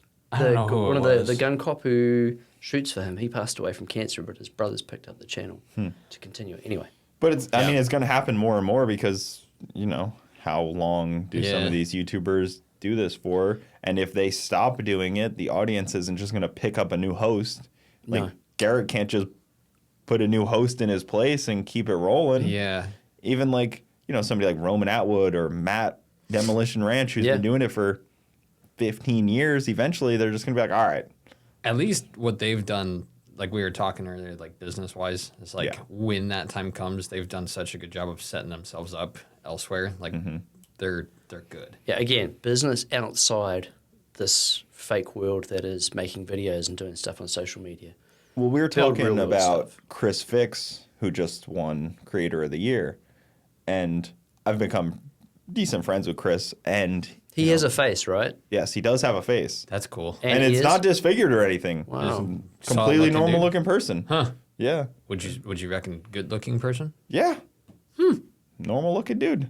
Cool. Yeah, he has a face. But he almost has created, they're almost the equivalent of rental properties, where his videos make income because people are constantly looking for that video. Oh, like the evergreen content. Yeah. It's searchable. So like it's basically like a business that he's like, made videos that will constantly still get views. I mean, How to change a tire on your car. when will that never get views? Exactly. forever. Yeah. Huh. So he's made like basically a passive income source. He made 3 videos this year. And he still got Creator of the Year. Yeah. Wow. I don't know if that was political at all by SEMA. I've been looking for that channel, How to Mix and Make Your Own Tannerite. Can't find it. It might just be, have you tried a VPN? Content. Ah, yeah. Today's podcast was brought to you by. Yeah, exactly. For the New Zealanders, they can't find how to make tannerite. Use our VPN partner. Put your location to like, what would be a good one? I don't know if the U.S. would be a good Uzbekistan? one. Probably Texas. Yeah, Texas might be a good spot. Okay. Yep. Yeah, Yep. maybe You like can buy a tiger, you can buy a tamarin. Argentina or something. Uzbekistan. I get some crazy stuff. Jump on the Russian bot train, just pretend you're one of them. I will. But yeah, somebody like Chris Fix, who's, he took the year almost off. He made 3 videos. That's not very many. You know what? That's fantastic. If he made did he make 3 really good quality videos? I would imagine, yeah, I mean, for him, he doesn't put out anything that's not Good point. Yeah. like. And he's got the top luxury, tier. the ability to do that, and that's fantastic. Yes. I'm killed to know what, like, specifically this year, he made 3 videos. What did you make from not making 50 videos? You know what I mean? I could tell you because I was just looking at stats a little bit, and not to pocket watch, but to see what a channel looks like that only made 3 videos this year compared to, and it was still a couple million views a month. That's incredible. So Amelia Hartford, she's off. She's not on YouTube as much as she used to be, is she? I think she's one of those that just kind of spread herself more across other social medias. Yeah. Like diversify, really. She's been pursuing the whole actress thing for a minute. So, yeah, she's just kind of. Yeah. She was in that movie this year. That probably did pretty well. Yeah, that was cool seeing her in that. Yeah. The movie was. Gran Turismo or whatever. Yeah, the movie was kind of corny, but it was. I specifically watched it because I knew she was in it. I'm like, this will be cool to see. It felt like they asked AI to write a movie script that car guys would like to watch. Yeah. Like, hey, write a movie script based around all the cool car guy things. And they're like, Nissan GTR at the Nürburgring, car crash. Video game. Yeah. Yeah. It felt like they were just like, let me just hit a couple bullet points here. Yeah. And, not to make fun of Amelia, I'm sure she didn't write the movie. Yeah. Just making fun of the writers. Yeah. But it was cool. It was cool to see like a YouTuber in that. Very much so. Yeah. Yeah. And, I met Amelia way back when she was just kind of starting off too, which is Okay.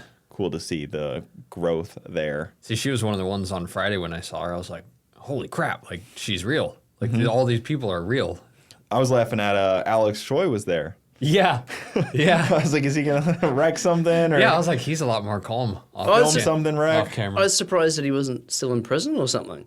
I thought he was in a lot of trouble for. I thought he was in a huge amount, like don't cross the state border kind of trouble. Yeah, for the helicopter stunt. Yeah, helicopter and fireworks. And I was asking Garrett about that. He was like, yeah, you don't mess with helicopters.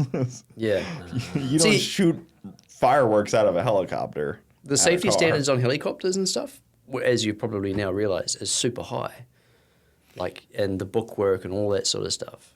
Yes and no, because If you buy it from Venezuela, it's fine. allegedly, allegedly though, it's very, very rare for somebody to want to either board your aircraft or question you about anything. Right.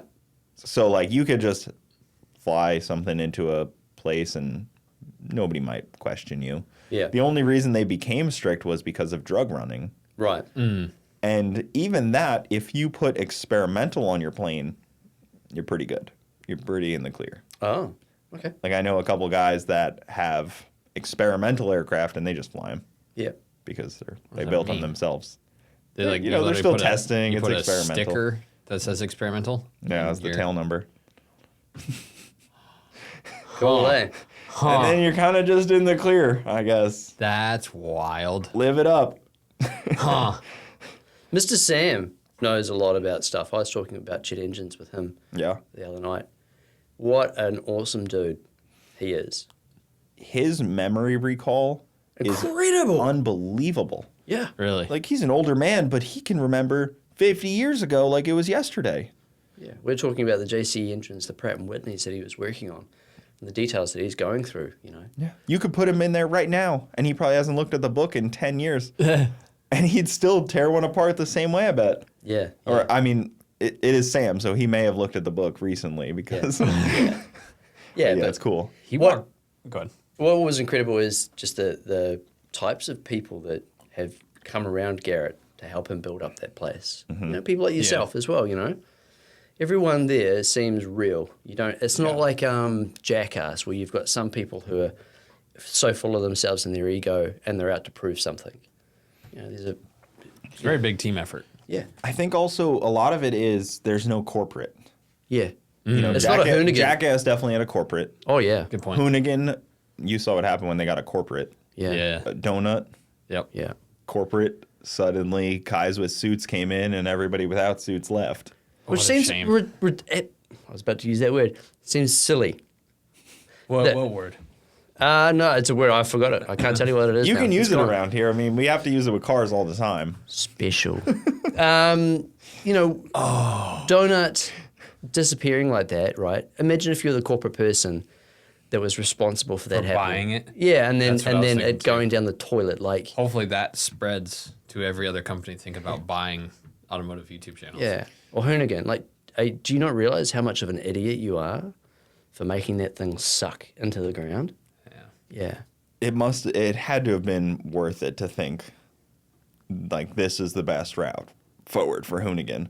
But there's not many other channels like that because a lot of the other channels, like your channel, wouldn't survive without you. No corporate can just come in and be like, okay, like, we run this now, like, you're fired. My Like, channel is barely surviving with me, so yeah, it would do very poorly. but, like, you know, Hoonigan and Donut were kind of the real only ones that could be sold, that had hosts. Also true. Maybe, like, it happened to the one in, oh, man, what was it? The one that Alex was on out in the UK. There was a big channel there too. What was it, like Drive or something? One of those. Yes. Yeah, I know the one. Yeah. And Alex went off on his own because the same deal. Yep. But there's not that many that exist like that because Top Gear failed on YouTube for the same thing. They tried to be like Top Gear, high production value on YouTube, and it just didn't click. Top Gear is a tough one because once the original cast was gone, like that was even being Top Gear, like they suffered a lot when the split happened. In my mind, it realistically could have worked with Tanner Faust and Rutledge Wood. Okay. You know, I think they were actually two people that could have done it Yeah. and could have kept it going. I liked who they got. I just think there were too many people that couldn't do it. Yeah. Be like, I mean, it kind of like what happened with I'm making so many Fast and Furious references. People are gonna think I'm a nerd. But like when No, you are. Okay, thank you. When Paul Walker died, I mean, it was kind of like, Yeah. how do you move on from that? And not that those movies were really on an incline in quality, but it didn't get better. They're still trying.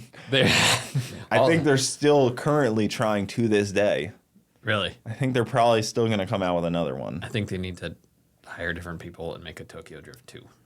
and That would be pretty reset cool. the whole thing. That's my current favorite. The random Texas redneck guy. Yep.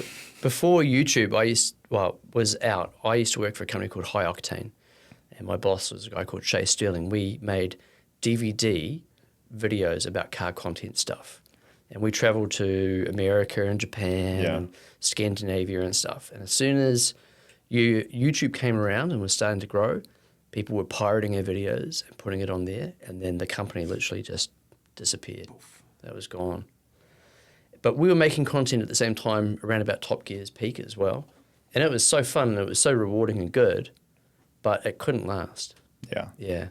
That's cool that you were selling the DVDs, because I know a couple people that were same space at the time. It was like Rob Ferretti, Yep. 1320 Kyle were selling DVDs of cars, and that to motion, me is motion, like, motion. Like pioneering. in Australia. Oh, yeah. Yeah. I've had Andrew Hawkins on the show multiple times. Yep.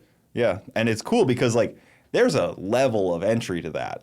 Like YouTube has no level of entry. You could just do that. Anybody listening right now could have a video out within 10 minutes of this. Sure. But there's a barrier of entry to make a DVD. I was a DVD technician, so I knew how to actually compile DVDs and stuff.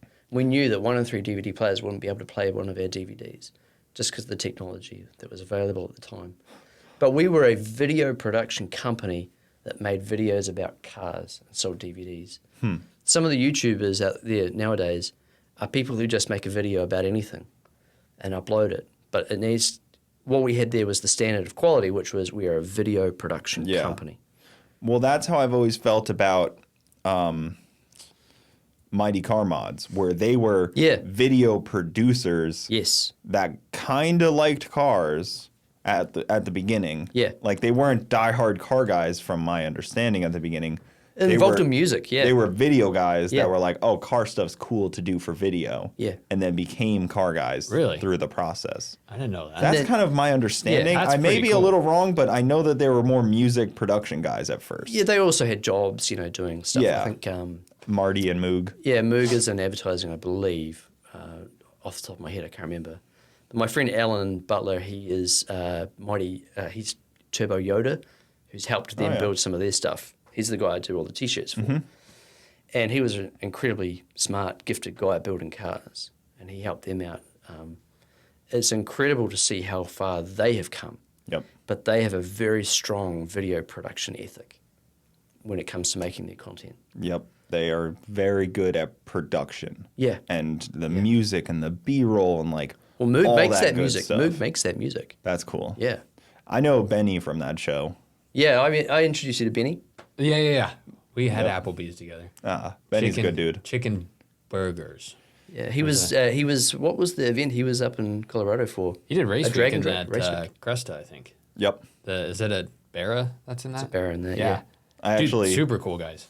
when I was in Australia, I was at Sydney Dragway, and Marty was there drag racing a car, and I airdropped him an iPhone video, and they used it. That was pretty cool. Sick. Yeah, that's Oh my awesome. God, you're famous! I forget. Yeah, world famous in This was- Australia. This was like way back where I was like, oh shit, like, Yeah. that's freaking cool. Because I was Yeah. like, oh dude, I got like a video of your past. If you wanted, I could send it over to you. Yeah. So that was pretty cool. It was I think they were racing the Cressida at the time versus one of Marty's like personal cars or something. Yeah. But it was pretty cool to watch it like at Sydney Dragway all happening. Was Yeah. that a jamboree?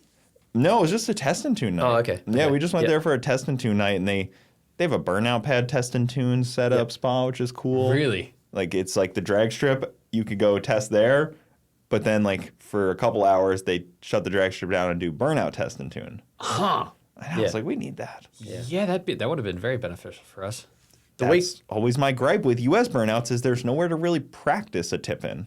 Where are you gonna practice a tip in? That was one of the more intimidating things for me, was like, how big actually is this pad once I'm inside it? Because like I know what's name of the game is to like. I thought that was destroy. bigger than it should be, actually. I thought You it should be shut your smaller. mouth hole. It was perfect. That's why I wasn't in the wall. Well, everybody in the U.S., if you didn't notice, they like to use very large vehicles for their burnouts. Yeah. Like vans or Silverados that are, 4-wheel drive or 2500. It's just what we have access to. Yeah. You know? It's like the national flag of the U.S. could just be a pickup truck, a Silverado.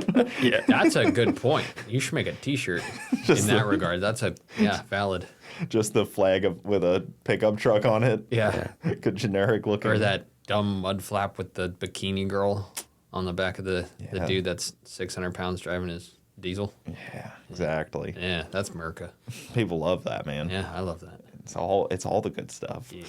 The week I left New Zealand, Benny actually contacted me and asked me to make him a T-shirt design because he'd recently gone on the 7 point something in the Cressida. Mm-hmm. Wow. And I was like, dude, I'm catching a plane in the next couple of hours to go to Colorado. I'm sorry, I'm too busy. Huh. So poor guy, I let him down on that one. Sorry, Benny. Couldn't do it on the plane. You got a whole computer set. No, I left my main laptop back at home. I had a Yeah. little one with me, but I just put Photoshop and Premiere Pro He was on it. trying to edit what I had on the way down, and his poor little laptop kept dying. It hated it. So yeah, I'd and like start to like decompartmentalize what I had, and it would just go like, What do you use for editing? me. Yeah. oh, he's For different. I'm video. trying to teach him how to do some of the stuff I do, but Premiere Pro. I use Splice on Splice? my phone. I've gotten wicked fast with my thumbs. and You don't even edit all your videos on a.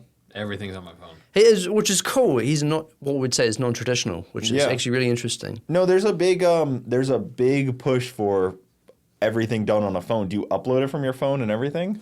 I airdrop it to my Mac, and then I upload it. See, that's where it's crazy to me. It's like if you have the computer, Final Cut on a computer is like. Yeah. So I got like the base model Mac, so I don't know if all I've tried on there is iMovie, and it sucked. iMovie does suck. Yeah, and like exporting it just from the program to the computer was like 3 hours, and I was like, this is dumb. Whereas my phone, a 20-minute video exports to my phone in like 10 minutes. And that's the difference between processor types like the Intel or i chips versus an ARM chip that you've got in your phone. Yeah. ARM chips are so much faster for that graphic type of I have like the use. Geo Metro model of Macs. Okay. Well, it's a great, example for people that you can have 100,000 subscriber channel and you edit every video on your phone. iPhone. My phone, I yeah. don't know if you could do it with a Droid.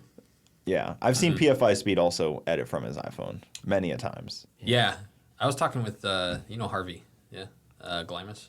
Yeah, Yeah. He edit. I think he does it on the computer, but we were talking about iMovie and him doing it on the phone when he's in a crunch. yeah, There's a lot of, it's not uncommon now.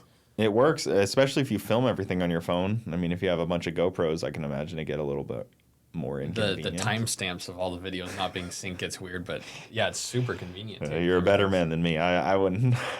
I like a laptop. I like sitting down on a laptop and like actually. Yeah, I mean it's a thought process because you're looking at your timeline like an essay. You've got the start, the three acts of it essentially, and then the conclusion at the end, and then you can build it that way in a non-linear fashion. But for younger people, the non-traditional way to do it, it's all in their brain, which is quite incredible. I It's think a bit if of processing. If I got a good computer, I'm sure I'd switch over. But I haven't had a justification to buy a $3,000 laptop yet. Yeah, I mean, I get it. Like, you already have a $1,500 phone in your pocket half the time. I mean, that's how much iPhones pretty much cost now, this unfortunately. one's new, and that's about what I paid. It Yeah, sucked. so you might as well just use what you got. Yeah. You get the goggles and start doing it. That would be sick, actually. Could you imagine that? You just like karate chop to cut. You'd be one of like 80 people that actually bought those. Well, Yeah. So when I was at university, we actually cut VHS tape together. Like for when I first started learning video editing, we'd have two tapes in, we'd play one in and play one out, and then we'd have a third one that's recording down. So we actually had to do that manually with jog wheels. And then Oh. yeah, I am old. Yeah, yeah. They still do it with like IMAX though. IMAX is Yeah. still on, I don't know, what is it, like 110 millimeter film or something crazy? Oh, IMAX the stuff. Yeah. Yeah, but they would probably Still like rolls. There's not still rolls of digital. it, but they digitize those rolls. So they'll have a scanner that actually digitizes it. Then you can edit it non-linear. But computer. they still film the video on They film it for that grain and quality that 110mm film would actually and then produce. transfer it to Yeah, and then they'll have a flatbed scanner that scans each frame as it goes past Wow. it. Yeah, yeah. That's interesting. I didn't know 110, but it's Yeah. about that big. Yeah, that it's big. real good. Yeah. Okay. Super good detail. That's crazy. I didn't know that they still. yeah. You can't beat Filmed on IMAX. film. It's just that good. Like, that's why like you watch like 2001: A Space Odyssey, and it's like better looking It's still quality than incredible. anything currently. That's like you seen on Amazon, you can get like a 4K camera for like $100, and then you get it, and it's not 4K. Of course not, right? It's like my iPhone from 6 years ago is But- better than that. YouTube is kind of dumb with 4K anyways, because nobody's watching it in 4K. Like, Well, it's- you can see the stats for that, can't you? well, but the quality just isn't gonna be 4K. Like, I don't No, unless when- you've got a 4K monitor to watch it on. like your phone. If somebody, Yeah. how many people watch it just on their phone? Where it's like, okay, Right. 4K is not really doing much for you there. Yeah, probably like 80%, it's right? this big. Yeah, Yeah. yeah. As long as it's like not grainy. I'll film in 4K and then export in 1080, but I just film in 4K, so if I want to crop in, it doesn't distort the Yeah. quality, and then I upload in 1080, and no one, That makes sense. I haven't been yelled at yet. We've also got a larger educated audience that's been educated by years and years and years of video production. So they know what they're looking at. Like if it's a dark shot at nighttime and it's a bit grainy, well, people can automatically pick up some of the signs and stuff like that and symbols and go, okay, that's a person there, that's the street there, that's the rubbish bin. And they'll forgive the quality of it. They just need to know what's happening. Yeah. So, audiences have got, smarter essentially and got used to, or if something's blurry, how many times have you had a blurry shot and you felt bad about using it, but you knew that people would get the idea of what you're filming? Thankfully, iPhones are pretty good at focusing and not getting blurry shots. Like, you use a GoPro and sometimes you'll get a blurry shot. Yeah. It's like annoying. I used to use a GoPro all the time, but it's just like the audio sometimes just like sucks and they die all the time. I about ran my GoPro over yesterday on purpose because one of them would not turn on. I tried Yeah. 3 different batteries and it wouldn't turn on. It needed to run for 2 minutes yesterday and it would not turn on. GoPros are designed to be put in a drawer by somebody that thinks they need a GoPro. I am 100% guaranteed that they are mostly designed for people that think they need a GoPro and they don't use the camera ever. They Wonder what- overheat still? Yeah. Dude, Yeah. mine bake. Yeah. It's what's the next best, like DJI? I've got one of them. I don't think DJI is the next best. I think it is far superior. Oh, really? Oh, yeah. Okay. Across So the I board. haven't overheated my DJI yet. Yeah. You haven't? No. Okay, that's what Heidi. Heidi. Yeah, that's what she used when she did that podcast at the show. Oh, okay. She had 3 DJIs set up. Yeah. It was a pretty trick little like mobile setup that she had. I use the DJI little mics that clip on Yeah. for when Yeah. I do mobile stuff. I'll still use that camera, Cool. but I'll just use DJI mics, and they're great. They're so much better than GoPros. It's probably gonna fail. They're such a shit Do company. you know who owns DJI? Is it China? The Chinese government. I didn't say it, you guys did. Well, You don't think they're not legally allowed to sell drones anymore in the U.S. after Yeah. January because the Disclosure national of what they're doing, security says that Chinese drones in the U.S. are not allowed to be sold anymore. Yeah, because they actually do a lot of people have been using packet sniffers to identify what they do when they're online, and how much information they pull from your phone, how much information they send out to .cn, all that sort of stuff. Not that I'm obviously advocating for any of that, but like, isn't everything we have already doing that? Yeah. I mean, your phone, my phone, everything that's in this room is already. Apple, no. Apple are very, very strict, which has been So incredible. they tell you. Oh, yeah, so they tell Apple's me. actually good about not giving the government the information. Apple's gotten subpoenas from the government of like the U.S. government of like, hey, we need to unlock this phone, or hey, what's this? And they'll just like throw them away. They're just like, no. Huh. They're actually pretty good about that. But what about the China where their product is made? Well, Is it like- the Well, new iPhones are all made yeah. in India now. They switched over production to India. Oh. So Is that better working No, conditions? that's I think they probably it was probably cheaper for Apple. also India is for them is a lot more easy of a country to work with as well. You know, some of the way that They don't want to kill us. their regulations, their politics, and those sorts of things. They just work out to be it works out to be better. The flip side is the iPhones all come smelling like curry now. Oh, is that a flip side? That's okay. That sounds all right. Yeah, they don't smell Yummy. like orange chicken. Yeah. What? Well, how much cheaper do you think an iPhone would be if it didn't come in that stupid box they send it in? It could probably be a bit cheaper. Yeah. Like that They box- could just hand you one at the Apple So store. you would, yeah. You don't Yeah, even need a throw the box. box away. It's like Comes out of a vending machine. it's like buying a Cadillac or something. Well, like you used to buy them and they'd be like a charger, headphones, and a charging brick. They don't even and give you then that. it was like, and then it was just a charger. But they and kept- then it was just nothing. they kept the stupid box, They kept the box. the origami freaking Cadillac of cardboard. They were like, how do we make this cheaper? Well, you can make the box smaller if you don't include anything else. So I bought a 1, a 3, a 6, an 8, and now I'm on a 13, I think.